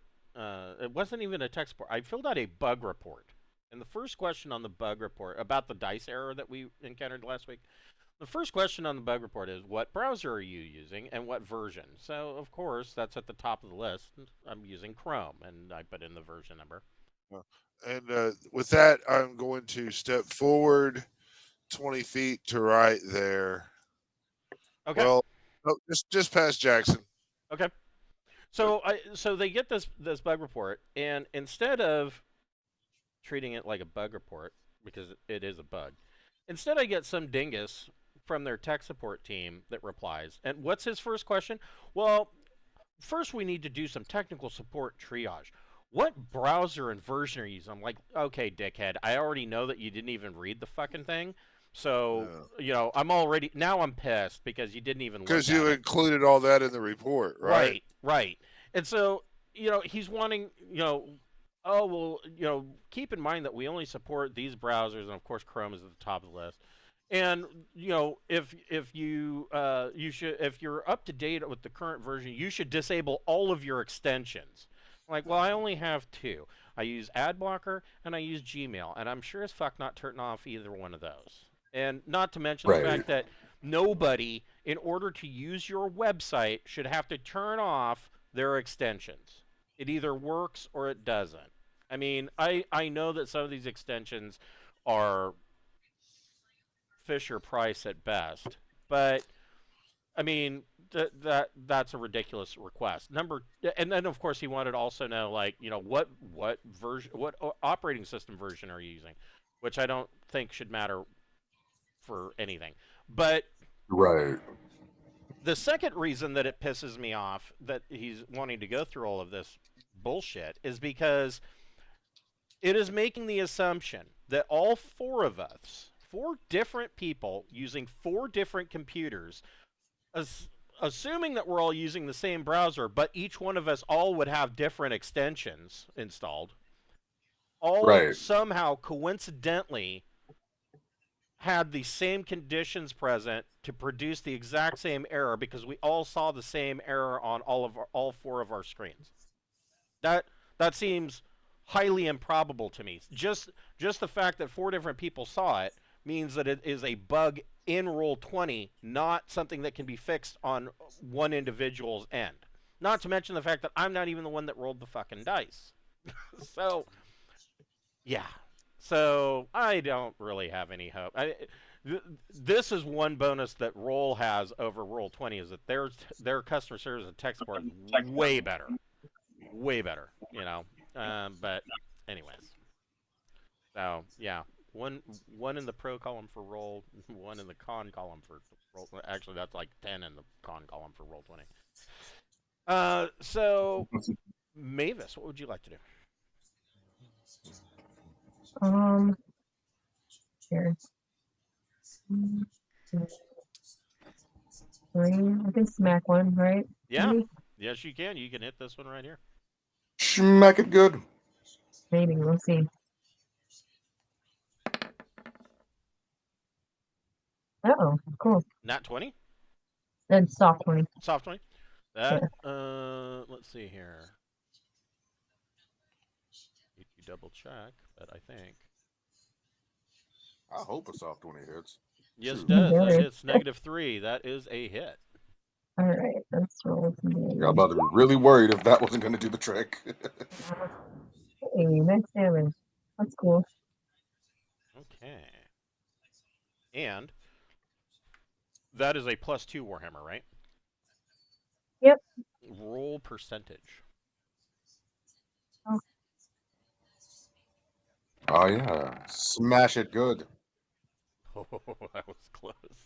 So you bring your hammer down and you hit it in the chest, and shards of of stone come off of this woman's chest. One of her boobs falls off, but she is still going. Malachi.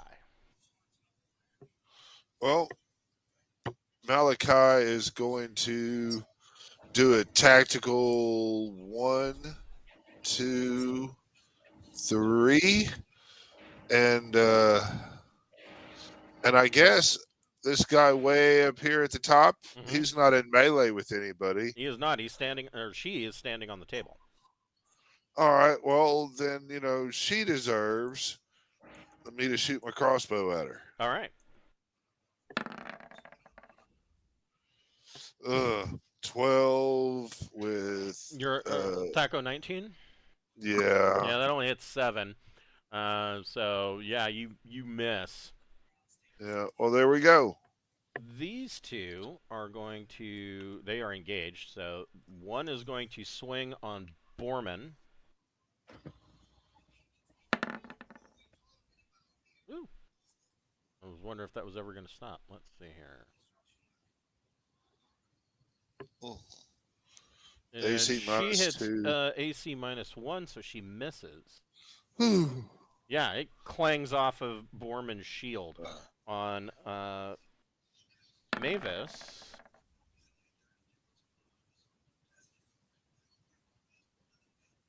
Nah, she would have hit AC.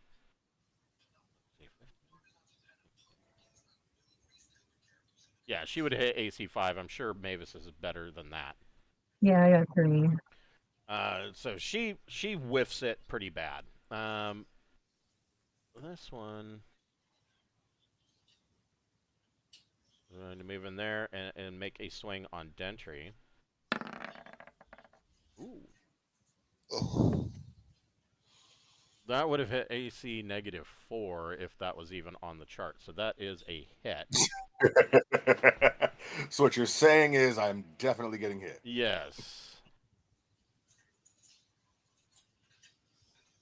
How many points of damage? She hits for 6 points. Oh, that's just rude. This one, 10, 20, 10, 20. She is also going to swing on Dentry. Bring it. Both y'all gonna get it in a second. I'm pretty sure she missed, but Oh yeah. Yeah, she hit AC 8. And then this one. Yeah, that's not even. I laugh. I laugh in the face of danger.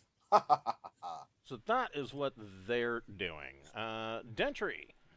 Now that you've got kind of 2 on you, about to be 3. All right.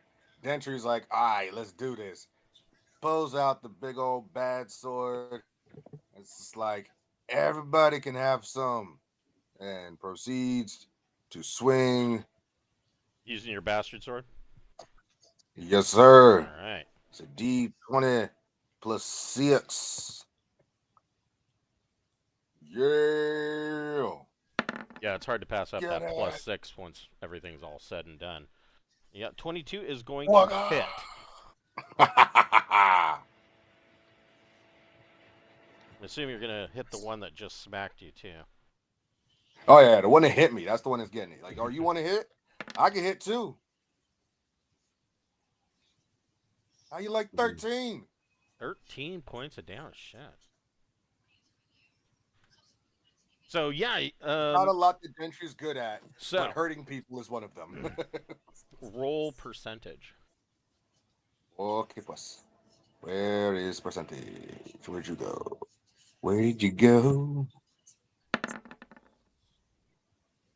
Okay, so you swing out with your bastard sword and stitch a line right through the stone of her chest and like right at the bottom of her rib cage, but she's still up and moving around.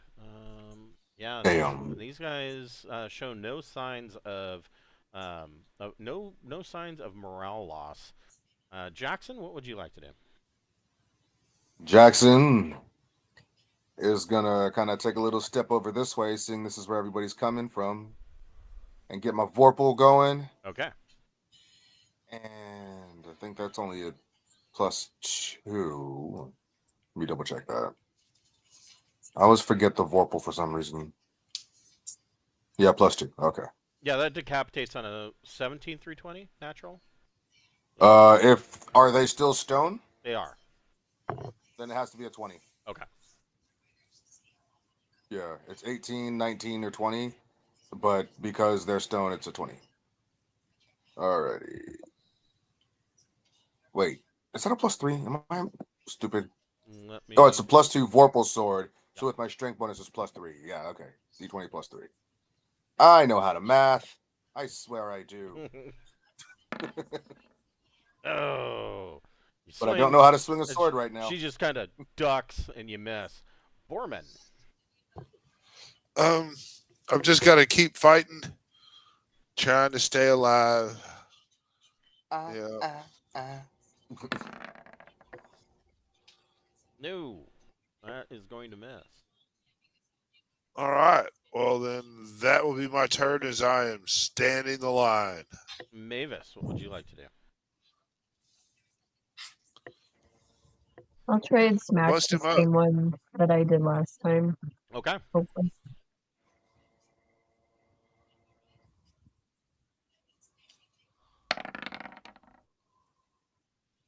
18. See, our rolls are all over the place. That's great. Yeah, that hits AC -1. That is a hit. I agree. It's nice to have the rolls actually feel like, oh, they're definitely going to be high, low, middle. You never know. Yeah. A And chance. Mavis, roll percentage. I guess we want high percentage. Oh! Mavis brings her hammer down and hits this carotid column, this stone female warrior. And as the hammer does deal more damage to it, but the hammer completely shatters in her hand. Oh man. Okay.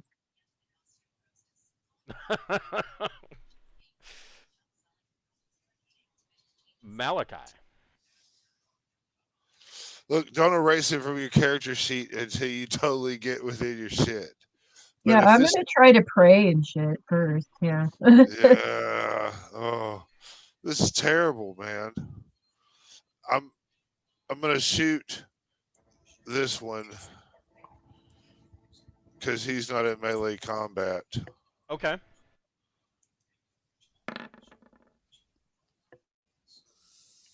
A 12. Yeah, Yeah, no, that missed. damn it.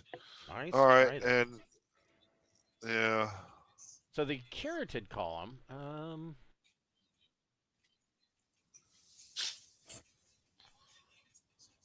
10, 20.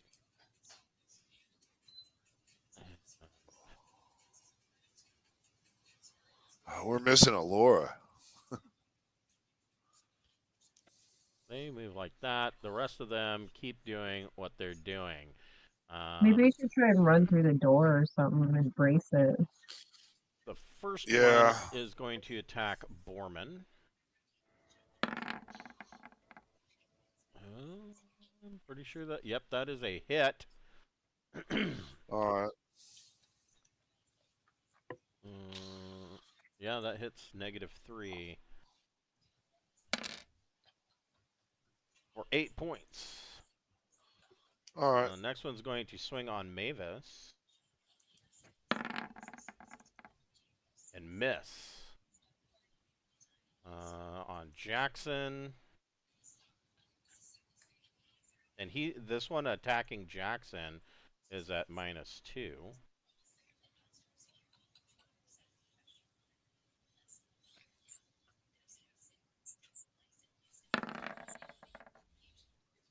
And what is Jackson's AC? Jackson's AC is 3. Okay, so yeah, he misses. It hits, but it just comes off your armor. And the last one is on Dentry. Oh, that's a mess. All right. Dentry, what would you like to do? Dentry resumes laughter and resumes killage. Okay. 19 hits. You will taste my blade again. Okay. Roll percentage. I don't like this concept.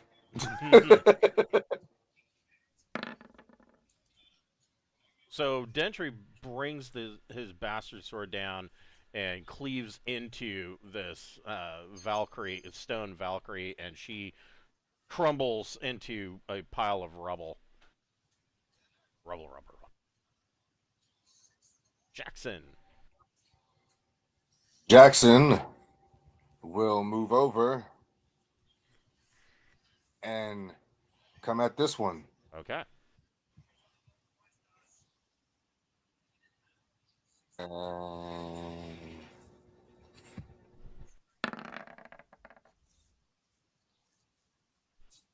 And miss horribly. Yeah, Just not even. Yeah, he hit AC 8. Watch out, Mavis. I might have swung wild. Okay. Borman. Borman will reach into the bag of holding and pull out a +2 mace and hand it to Mavis. Okay.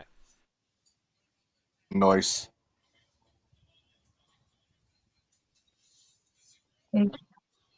Holy shit. Okay. Hold on here. None will go unarmed while I have crap to hand out in the Right? bag of shit I must sell. Okay, so Borman hands Mavis a +2 mace from the bag of holding. Mavis, what would you like to do?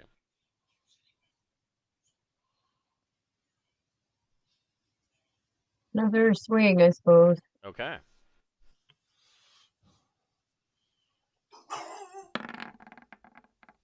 Nice. Oh, cool. All right. So max damage, so that's going to be another 8. Roll percentage. Actually, no, because you got a nat 20. You don't need to roll percentage. Oh, okay. Cool.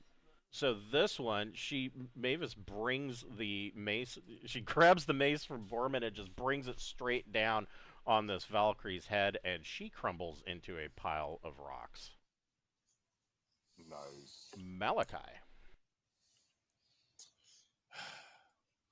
Malachi is not the bravest of souls, and he's seeing these guys come around, but then he's seeing the, I'll have to step up into the pocket here.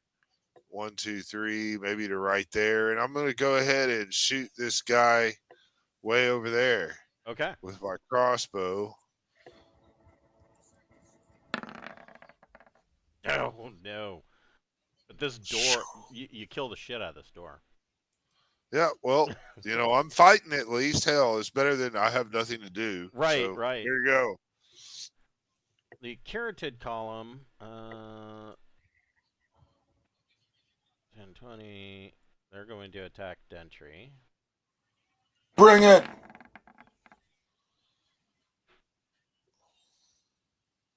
Hits AC 0. Dentry? -1. Okay. Hell yeah, Dentry. Yeah, Tell him to fuck himself. Their stone sword just clangs off of your shield. And this one... I continue my laughter.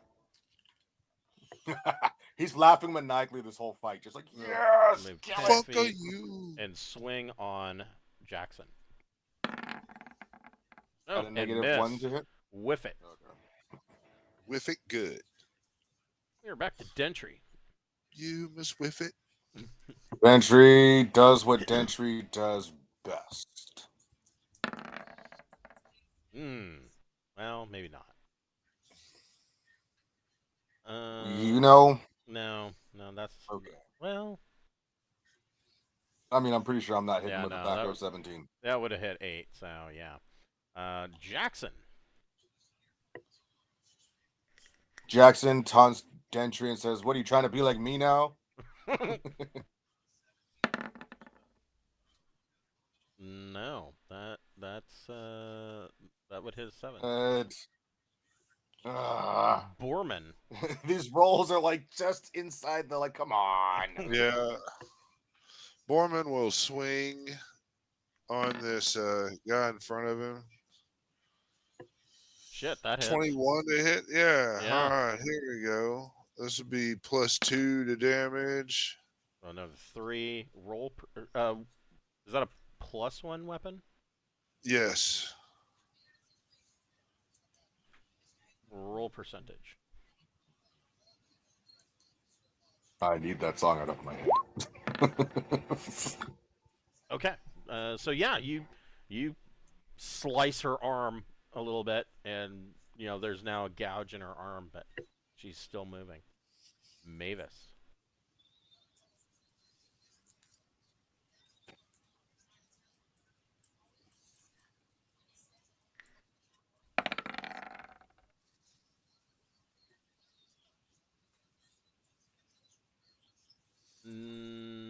No. The Viking Valkyrie blocks your blow with her sword. Malachi. Malachi. Everybody is in some type of combat.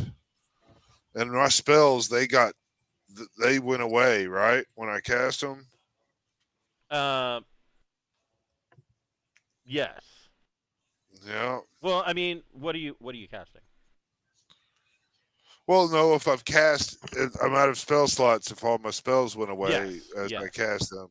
Yes. So if that's the case, I'm going to pull out my +1 dagger. Okay. And I'm going to go 1, 2, 3, and I'm gonna stab this guy. Okay. Go for it.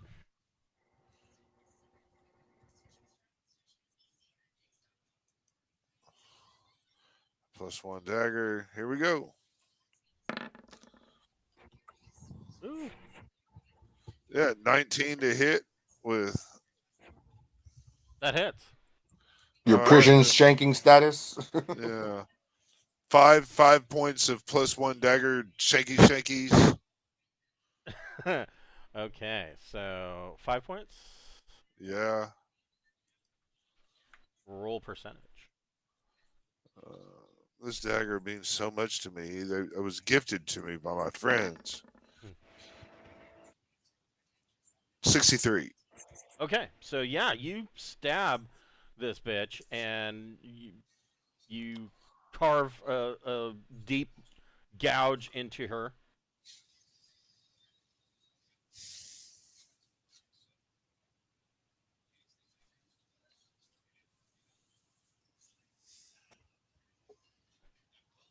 Okay, sorry about that. So It's yeah, okay. that was a good hit for Malachi. Let's see. I Yeah, did. I shanked that motherfucker. she's pretty carved up. She is going to swing on. She's gonna swing on Mavis, and just Mavis makes it look like this Carotid is a complete noob. 2 of them are gonna swing on Dentry. Bring it! A 9, I don't know. A 9's not gonna do it. But a 17 hits -2. Damn it. Whatever.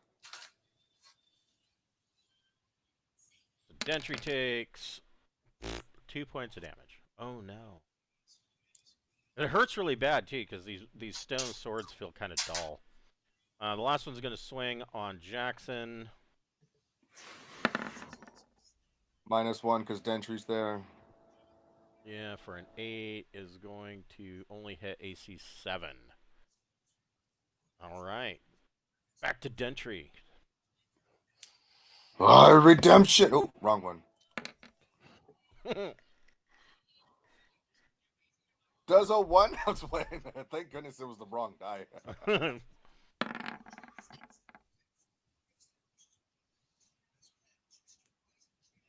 Ah! 12 misses, I'm sure. Yes. Purple isn't the color, I guess. So you do hit, but it doesn't do any damage. Oh. Jackson. Jackson will attempt to outshine Gentry. That is going to hit, I think. I really hope Yeah, 19 does the -2. trick. You hit. All right. Okay, where are you at? We really got to That's, start thinning them out more. Well, oh, we're gonna do it. It's gonna happen right now. I just need to remember what the hell I'm swinging. Okay, D8 plus 3. Ah, I hit this time. Nice. That's a solid 7 hit. points. So what percentage? Whoops. Hold on. With my plus Yeah. 2 Vorpal. Yeah, go ahead and roll percentage. Okay.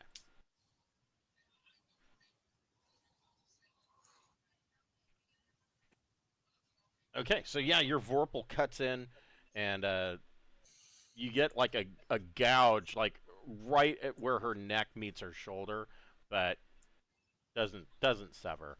Borman. Swinging away. Ugh. Yeah. Just not very well. And Mavis.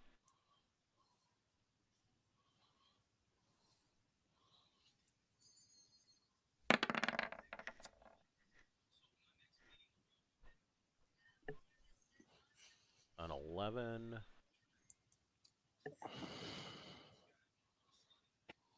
No, an 11 is a miss. Malachi.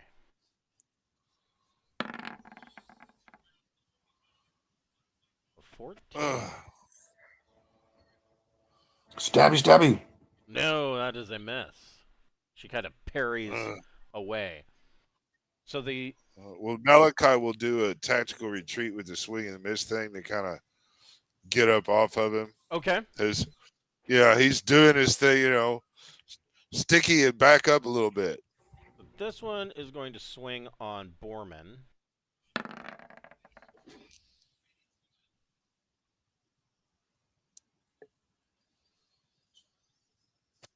Nope, misses. Would hit AC 2. These two, one on Jackson at -2. Bring A it. 0. The other one on Dentry. God damn it. 8? Really? It's an AC 7. This last one takes a full retreat and runs over to this door. So Dentry, you get a free attack. Where do you think you're and going? it is actually you get a free attack at. Hold on. Where's my movement rule? Movement. You get a +2 to that attack. So instead of a +6, now it's at a +8? Yes. Okay. Where do you think you're going? Get back here. Oh. No. So you miss. But this one runs over to this door and starts to unlock the door. Well, that's kind of handy. I didn't know it was locked. Dentry, what would you like to do? I should finish the one in front of me first before chasing that one down. Yep.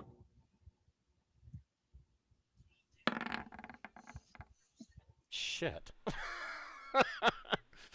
Okay. Oh, it just danced on that.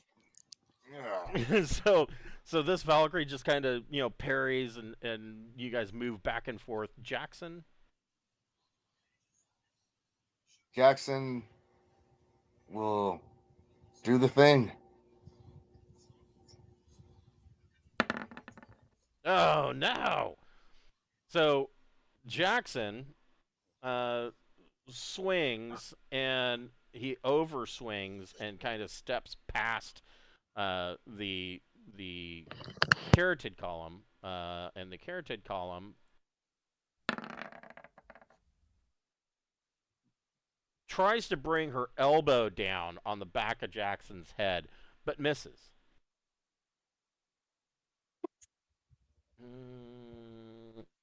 Borman. I have got to go and interfere with this guy trying to unlock the door. So take your fucking shot. I'm coming over here to hit this motherfucker with my frostbrand. Okay, so I've been rolling a plus. I'm supposed to roll a +3 because I get +2 to hit oh because of my drink. shit. So this one tries to swing on Borman as he runs away, and fails so miserably that it sets itself up for Mavis to go ahead and make a free attack on it. Kick his ass. I'm sorry, I didn't Yeah, mean shit. to roll that. It was just failures and oh, I thought that was Mavis. I was like, whew. No, that was me out of turn. But a 15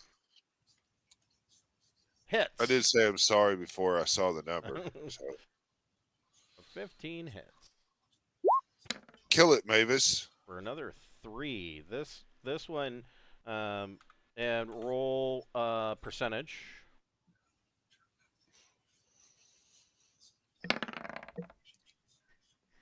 68. Oh man, there for a second I thought it was gonna be an odd 8, and I was like, God damn it! But no.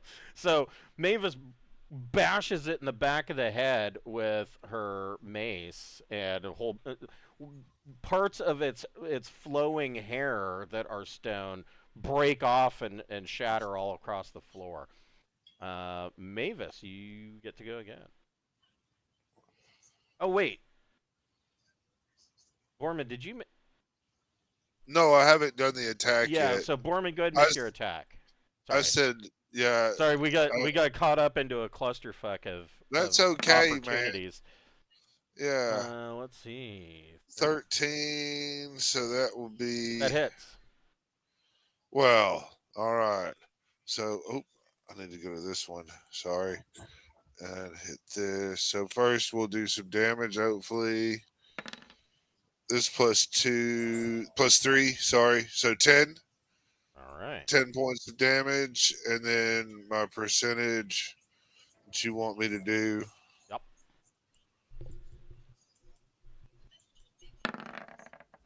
Okay. So yeah, you slash out.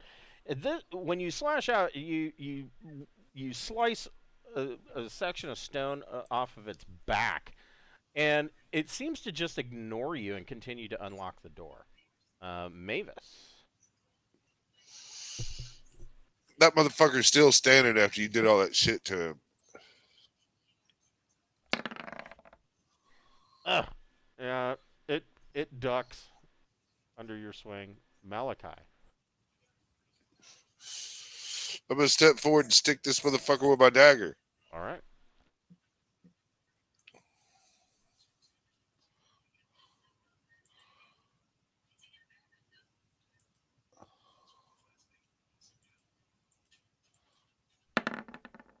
Oh, this is only +1.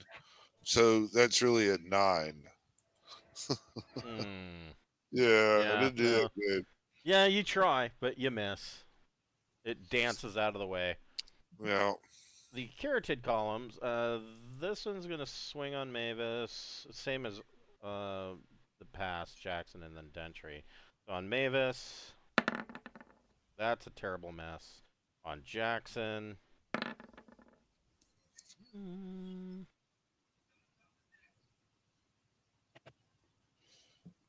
that hits AC 2. Jackson's a 3. Okay. Damn. Yep, sorry. So that is actually 6 points of damage. Ow. Rakes its stone sword across you. And then on Dentry. Oh. So it overswings. Dentry, you can get a free attack. Fuck him up, Dentry.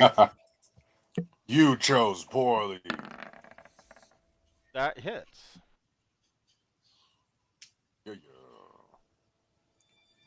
go. Where did the D8 plus 6 go? We're fine. If you're not gonna, there you are. Okay. For 11.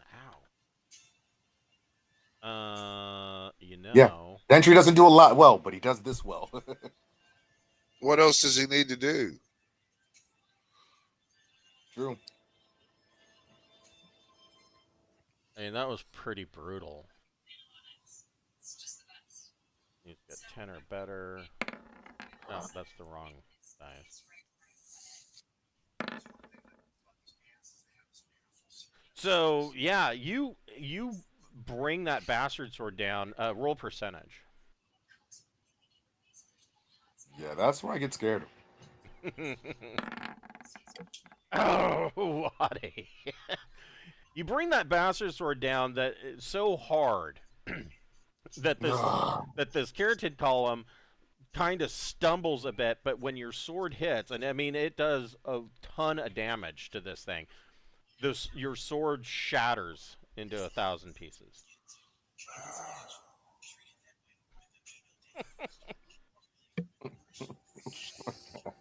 This final carotid column opens the door.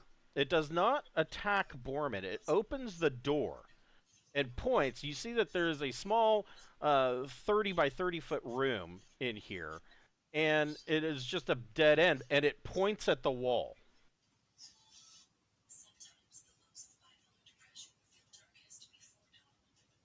Well, if it's not Okay. attacking anymore, is it surrendering then? I think it's. I don't know. I think it's telling us the way to go. And That with maybe when it points at the wall, all 4 of these turn back into columns. Okay. It's let's like, look, solve stop this. killing us. That's how you have to get out. That's how you have to get out. Yeah. Let's rummage around in the bag of holding for a new sword. All I right. have a flaming sword still. You have a flame, so you're okay. I mean, I'm not okay, but I have a weapon. Well, good. Yeah. Well, we're gonna. I kneel at the ground with all the thousands of pieces and weep for a moment. Borman will go look where the thing was pointing. Okay. Go ahead and roll a d6. Here we go. Looks like a wall. All right. Well, then I guess Malachi will come in and go. No, he was pointing there. So Malachi is right and points out that there is a 10-foot section of this wall that will pivot on a central axis. And Yeah. behind it, you see that there is a, let's see, 10, 20, 30, 40-foot long stairwell in this 10-foot wide hallway that goes down and ends in another blank wall. I've got to think that there's another pivot down at the bottom of that wall. So I will lead the progression down that way. And hopefully others will fall in behind me. And you do find Gentry gets up off the ground and catches up. Yeah, you can move your full encounter movement, right? I mean, that's way more than my encounter movement rate. Well, I mean, I'll wait Probably for you back to here get. somewhere. Yeah, I'm not going to make you, be. Okay. I'll let you catch up and get positioned. I don't want to take you out of the adventure. And then, yeah, once we all get down in there, I'm just going to kind of, if I can turn invisible, I will. So and you just are kind of gone in. You are well. Before you do that, you Okay. are all feeling pretty worn out from the fight with the carotid columns, and it is time for a 10-minute break. If you want to quaff some potions in 10 minutes in a 10-minute turn to get your health back up, you can. All right. Otherwise, you'd all be at -1. I will be right back.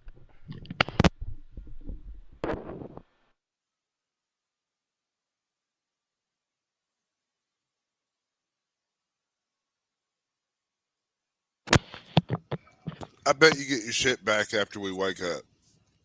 What I bet. I'm better. I'm better. Oh, I'm sure. I'm sure you will. How would it break for real? It's gonna be fine. Into 1,000 pieces.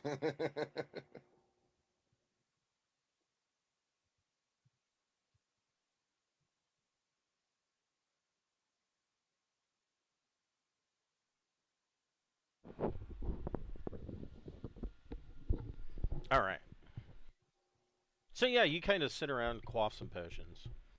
So you basically can drink potions until you get your hit points all the way back up. And you push open into this room, and you see in this room there are 4 columns in this large, large room, and hanging from the columns on each side, so on the north, south, east, and west sides of each column, hangs a brazier that is giving off light in like a 40-foot radius. They're fairly large braziers. In the middle of the room, you see that there is a small column of rock, and sitting on this column of rock, it kind of, or not sitting on, coming out of this column of rock, a kind of a pedestal, there is like a purple light that goes all the way from the ceiling down to the column, and hanging in this column of purple light, kind of rotating, is a looped scepter.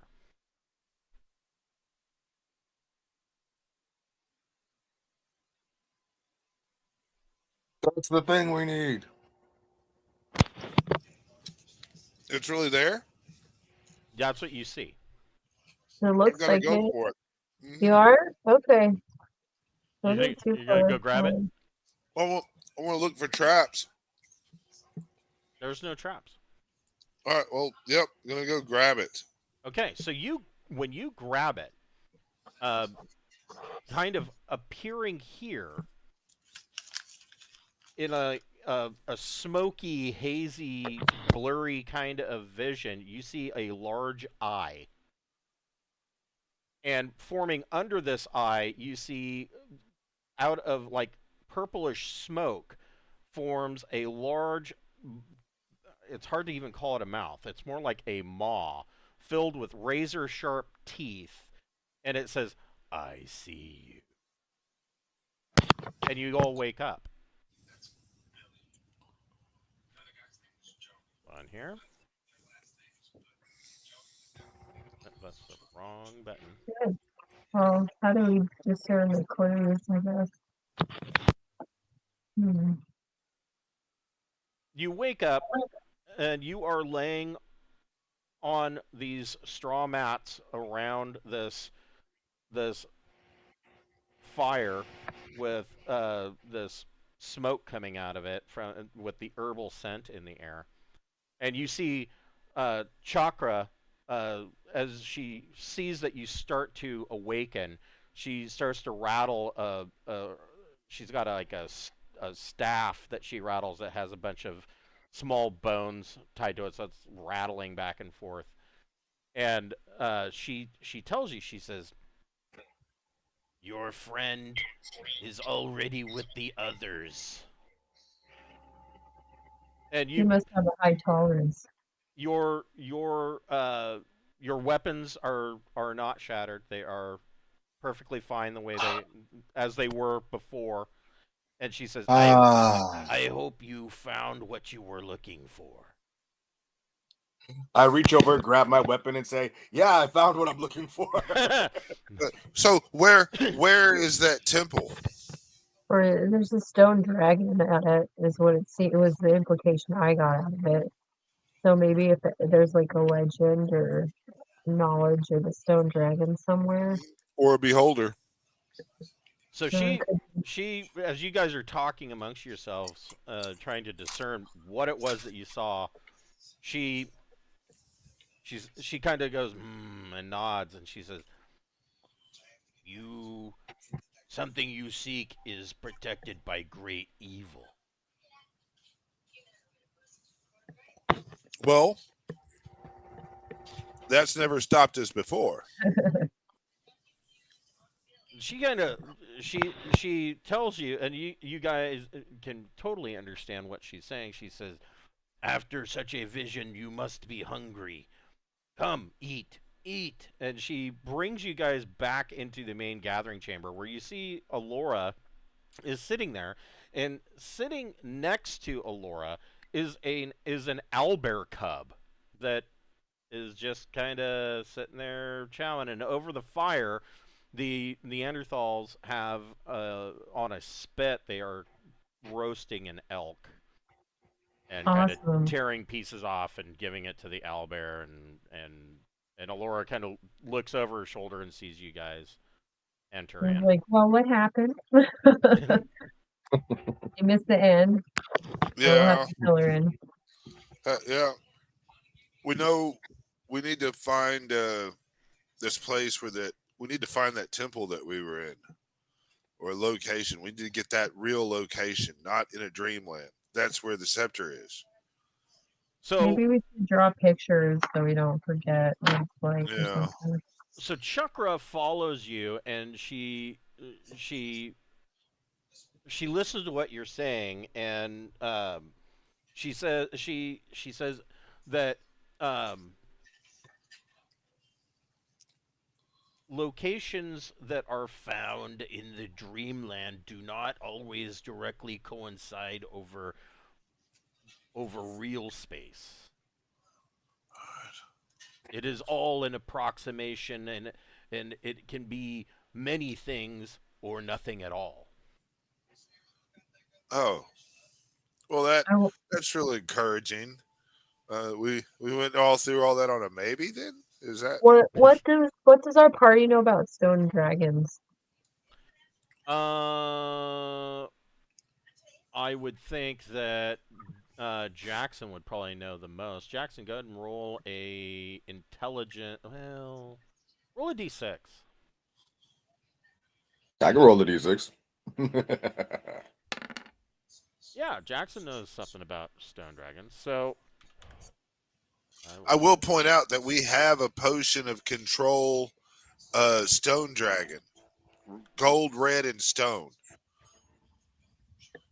If we can get it to drink it. No, you drink it, and then you can control the dragon for a period of time, but then the dragon wants to kill you afterwards. Hello, Mr. Dragon. Oh, Would you please yeah, drink that's this? right. Would you please drink this potion? So you Yeah. know that. So Jackson is able to tell everybody that stone dragons are very rare, and there has not been one spotted in the Braunhaven region in the last 200 years. It has been theorized by many that stone dragons are so rare that they may have gone extinct. Um, he knows that you, if there are any left, that you are approaching the right area because they would usually have been found layering in the Skelos Mountains. And what he knows about them is that they range in multiple colors, with a reddish orange on the underside and blue along their blue to like purplish along their back. They are six-legged creatures, and they are some of the only dragons that have no wings. They are not capable of flight. Um, and the other thing that he knows, or at least it has been rumored, is that they being a dragon, there is only a 20% chance that they will be able to speak or know spells. And their breath weapon is a 70-foot long cone of petrification.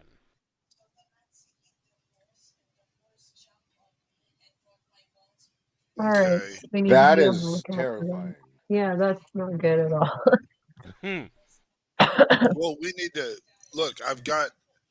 Is that mushroom stuff that I collected? Is that still in my bag from the quest land? No, but you do find that there are some of these dried herbs that Chukra likes to smoke. Okay. So if you want to roll a doobie, you know. No, I was wanting to try to do some alchemy, uh, or get with Laura to do alchemy to get some anti-petrification So these potions, but these we'll dried have to work on that. these dried herbs, they're not like pipeweed, which is more like marijuana leaf, and usually pipeweed. There the halflings of the Braunhaven region, and you can buy this at the Braunhaus. I think we got into this when we first started playing, way back. It feels like way back, but it wasn't. It was only like what, January? Like feels like a fucking million years ago. Um, you know that halflings of the Braunhaven region will take they do a 50-50 mix of pipeweed and fine tobacco, and called Shire, and they sell it in 1 ounce leather pouches called Shire Smoke. This is not like that at all. This is um, way more hallucinogenic, and it appears to be not only like dried leaves, but also looks like chunks of dried mushroom as well. And And it there's just a little tuft of this is what you find in your bag. that's probably better for Laura too, because she's more of a druid hybrid than I am. Yeah, witches are kind of their own thing, but I in Braunhaven, witches are definitely more along uh, the druidic spectrum, whereas the reality is druids are are more clerics, and witches are definitely more on the darker side of things. I'll definitely share some of this with Laura if she wants to do experimentation or something. It appears that we need to come up with a defense against petrification. Yeah, absolutely. The I last thing that Jackson can tell you is that stone dragons generally are known to neither be good nor evil. They tend to kind of they are more selfish, um, making things up as or deciding um, what rules to follow as they go. Okay. hmm. Well, Well, maybe we can talk it out of the thing then. If yeah, there might be a deal to be made. the potion will So definitely be a last resort though, because then we're gonna have to hook it out of there. if we have control of the dragon, we need to be able to kill it before we lose control. Yeah. That's yeah.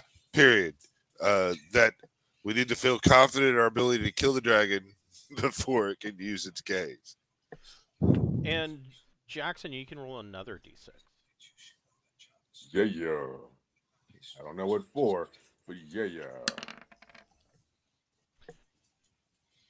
All he knows is stuff about stone dragons. So in OSE, for anybody that's watching, if you are confused, beholders in OSE, you won't find beholder in the referee's guide, and that is, I guess that is a copyright issue. They are called Eye of Terror, and so Jackson doesn't really know much about the Eye of Terror other than what you all know. In this that, for the most part, in stories and tales that you've heard, that that the Eye of Terror or beholders are um, from the unknown realm of planar existence. They are from this terrifying space, this plane where none of the laws of physics make any sense, and that they are um, as genius as they are psychotic. Um, the only thing that you do, the tales that you've heard, generally portray them as exceptionally paranoid and reclusive, but um, exceptionally intelligent, but on a chaotic spectrum. That they are some. You can almost classify them as more vile than devils. Well, they definitely see us.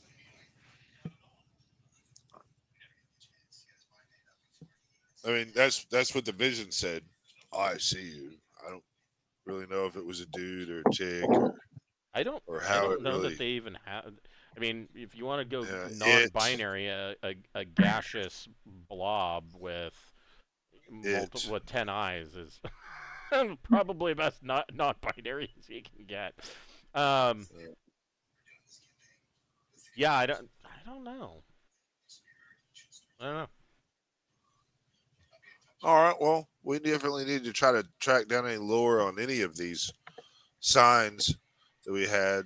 Um, Yeah, the the real Neanderthals tall. probably aren't that good of a Yeah. source. What about our guide? Does he know of Yeah, anything that might reference a temple that is guarded by Valkyrie stone statues? Um, he does not, but he does tell you that there is. Well, let me find his name.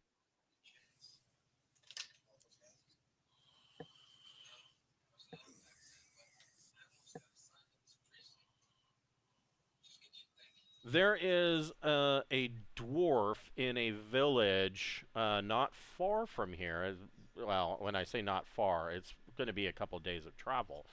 But it is on the Eastern Tradeway that you are already journeying on, and he tells you that there is a dwarf named Borwin Ingotforge, who is a prospector in the village of Gnomvehum.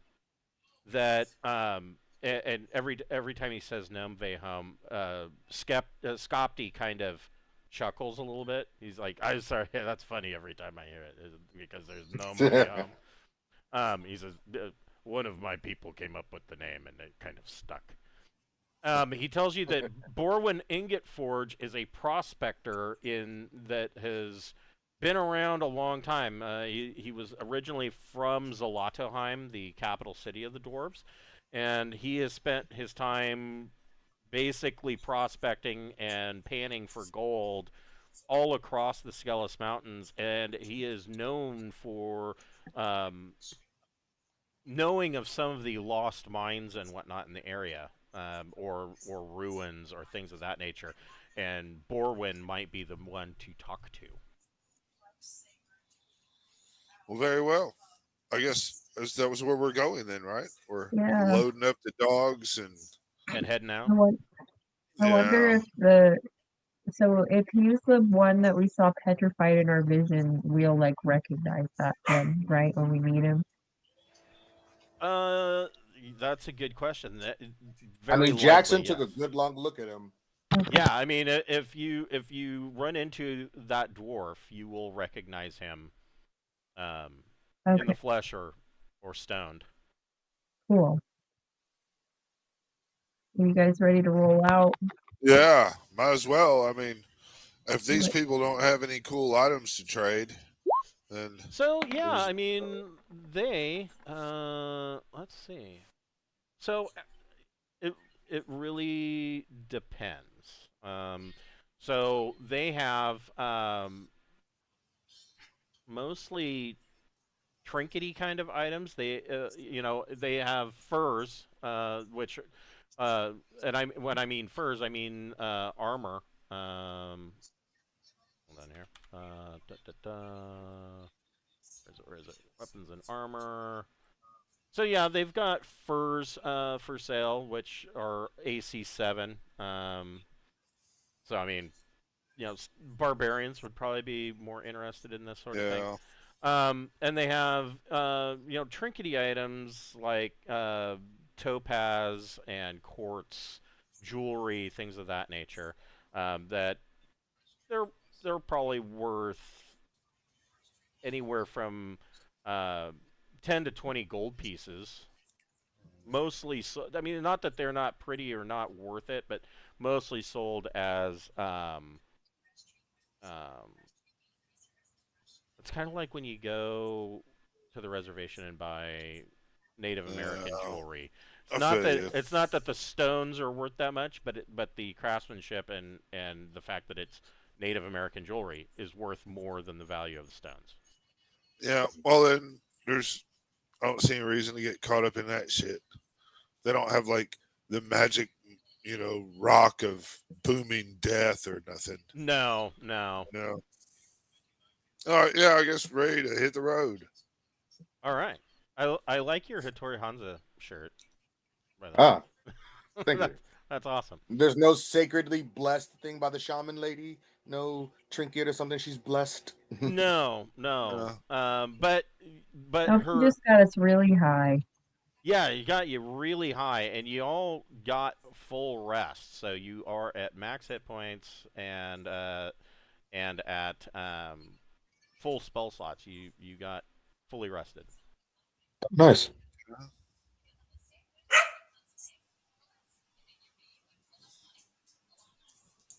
All right. Let me find. Back on over here.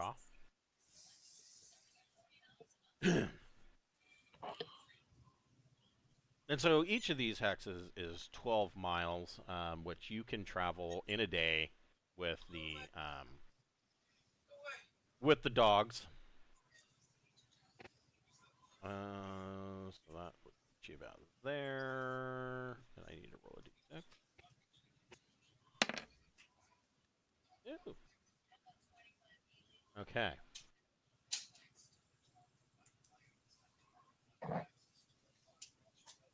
So here.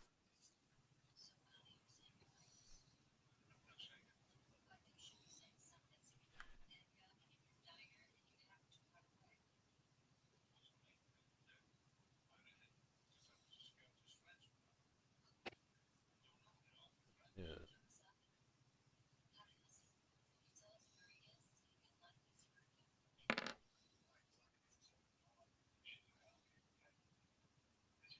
Oh, are you fucking kidding me?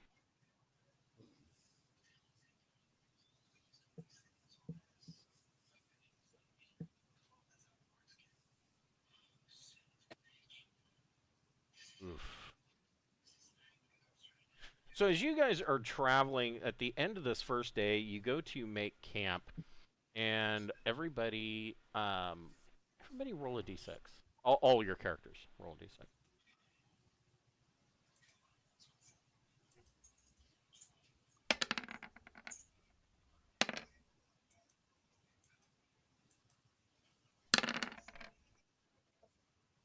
So who got twos?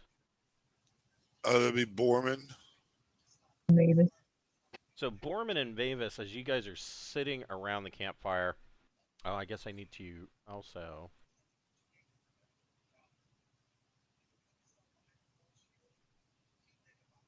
I need to also see what the weather is like.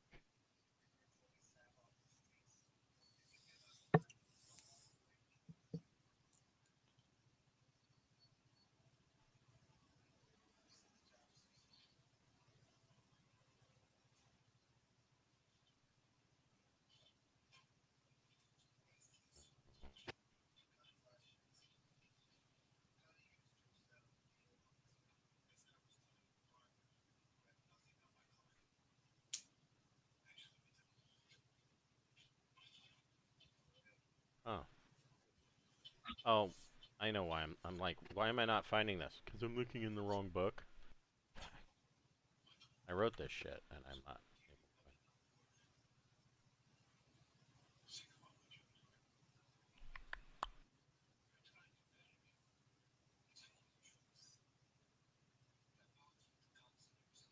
it. Yep, helps to look in the right book.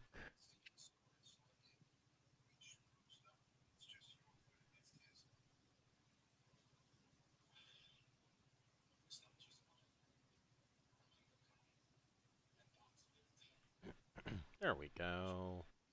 It is summer.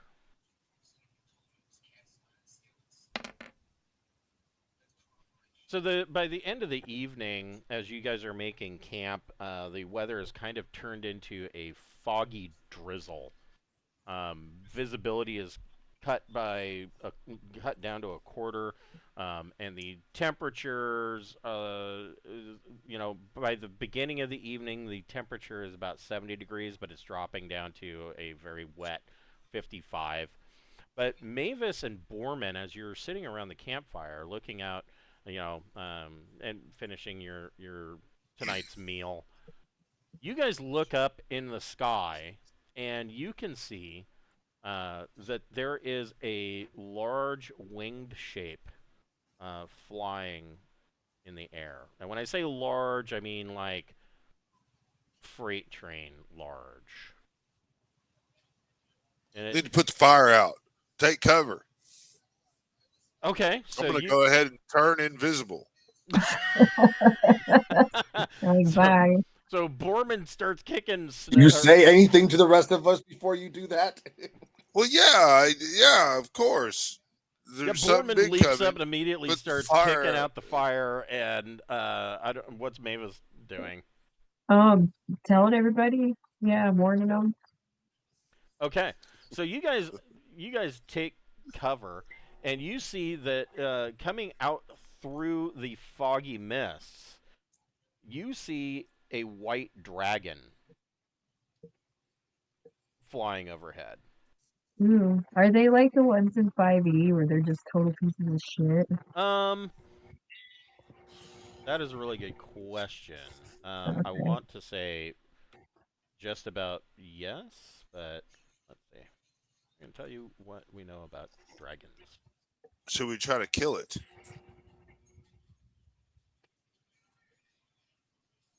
Will it kill us? It's got experience. If we do it a lot of damage, we can see which direction it goes, and that's where its lair is. So Borman's whispering this from his invisible netherlands. So, we gotta kill this fucker and get all its gold. yeah, theoretically, white dragons are pretty fucking stupid. They only have a 10% chance of knowing languages or spells. Okay. But yeah, beyond that, the 80-foot long cone of cold, and are 6 hit dice with 2 stars creatures. We should ask our Ah. guide if he thinks we could take it.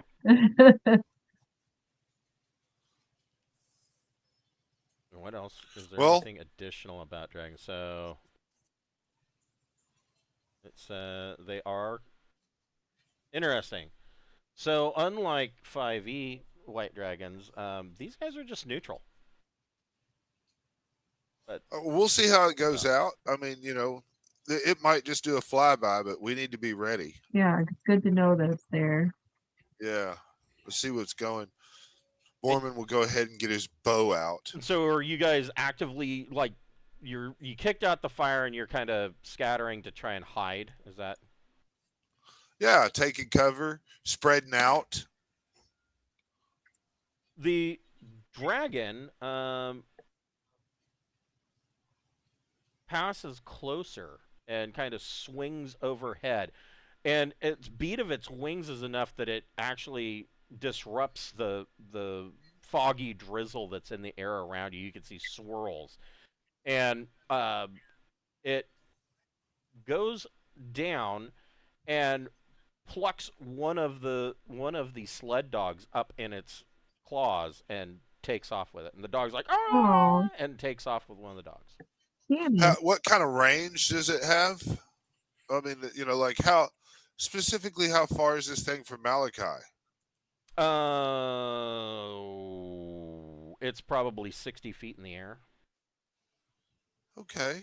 I mean, it came down and plucked this dog up. Right. So when it came down and got the dog, is really the time. I would say to roll 2d6 times 10. Okay. That's 2d6 times 10. So it's 40 feet away. 40 feet. So I could move 10 feet and hit it with that marionette spell, right? Yeah. Let's see. Okay. Let's see. It's a creature. Yeah, it does not know how to. It does not know languages or spells. Yeah, so let's go ahead and see if it can make a save versus paralysis. Okay. Oh, that's not gonna be good for it. It does not. Okay, then I think what it needs to do is it needs to fly. It needs to now just lay down with its head down and accept fate. And Malika will be like, "Got him." Okay. Uh,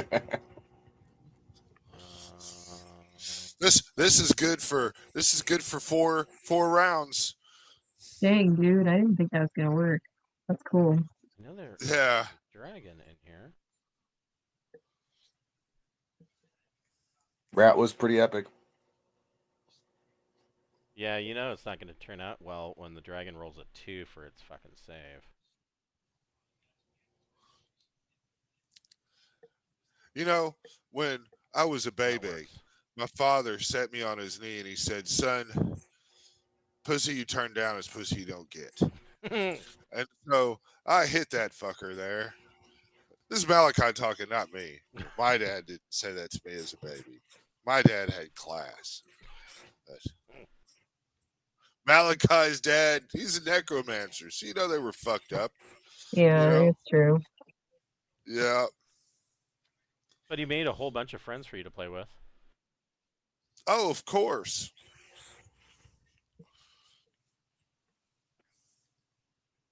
Okay. I'm just setting this up for next week. Okay.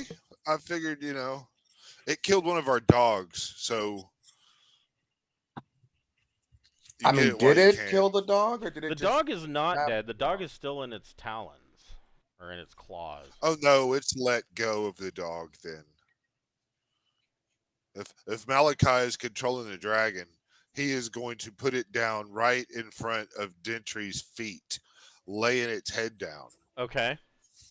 and letting go of the dog. And you know, yeah.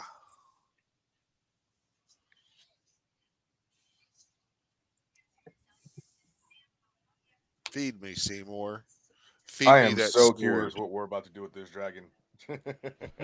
We need to kill it. It's going to be pissed off. I mean, Yeah, you're kind of committed now.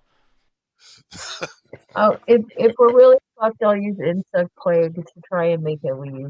But I'm hoping we can kill it next time. That would be great. And I will put a marker on him. You guys can all roll initiative. I mean, at this point, I'm just taking my Vorpal, going over to the neck, and just hacking away until one of them's good enough.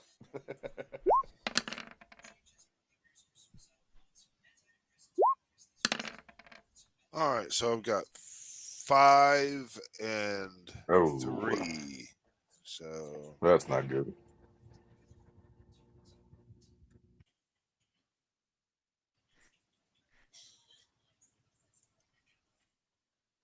there we go. I've put my initiative in. Okay. For the next, let's see. Let me look at my spell. 1 round per level. So I've got 4 rounds. Okay. Well, we will pick up this wilderness encounter with the white dragon next week at 12 o'clock on Saturday. And we'll pick up where we left off.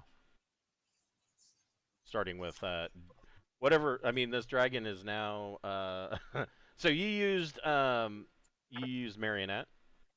Yes. Yeah. So this dragon has set the dog down and is like laying down in front of Dentry, and Dentry can go ahead and. Well, I mean, yeah, we'll just pick this up next week. Did we get any EXP for the things we slayed in our dreams? Yes, you did. Cool. Ooh, we did. You did. Dream experience. Yay. Everybody We need gets some. 333 XP. Okay, cool. Okay. Nice I'll magical see you number guys. there. See you guys next week, and hopefully I'll be Good better. night. Yeah, I hope you Yeah. feel better. Feel Cameron. better. Thanks, everybody. I hope All you right. feel better too. All right. Have a good one, guys. I will see you next week. All right. Good night. Have a good night.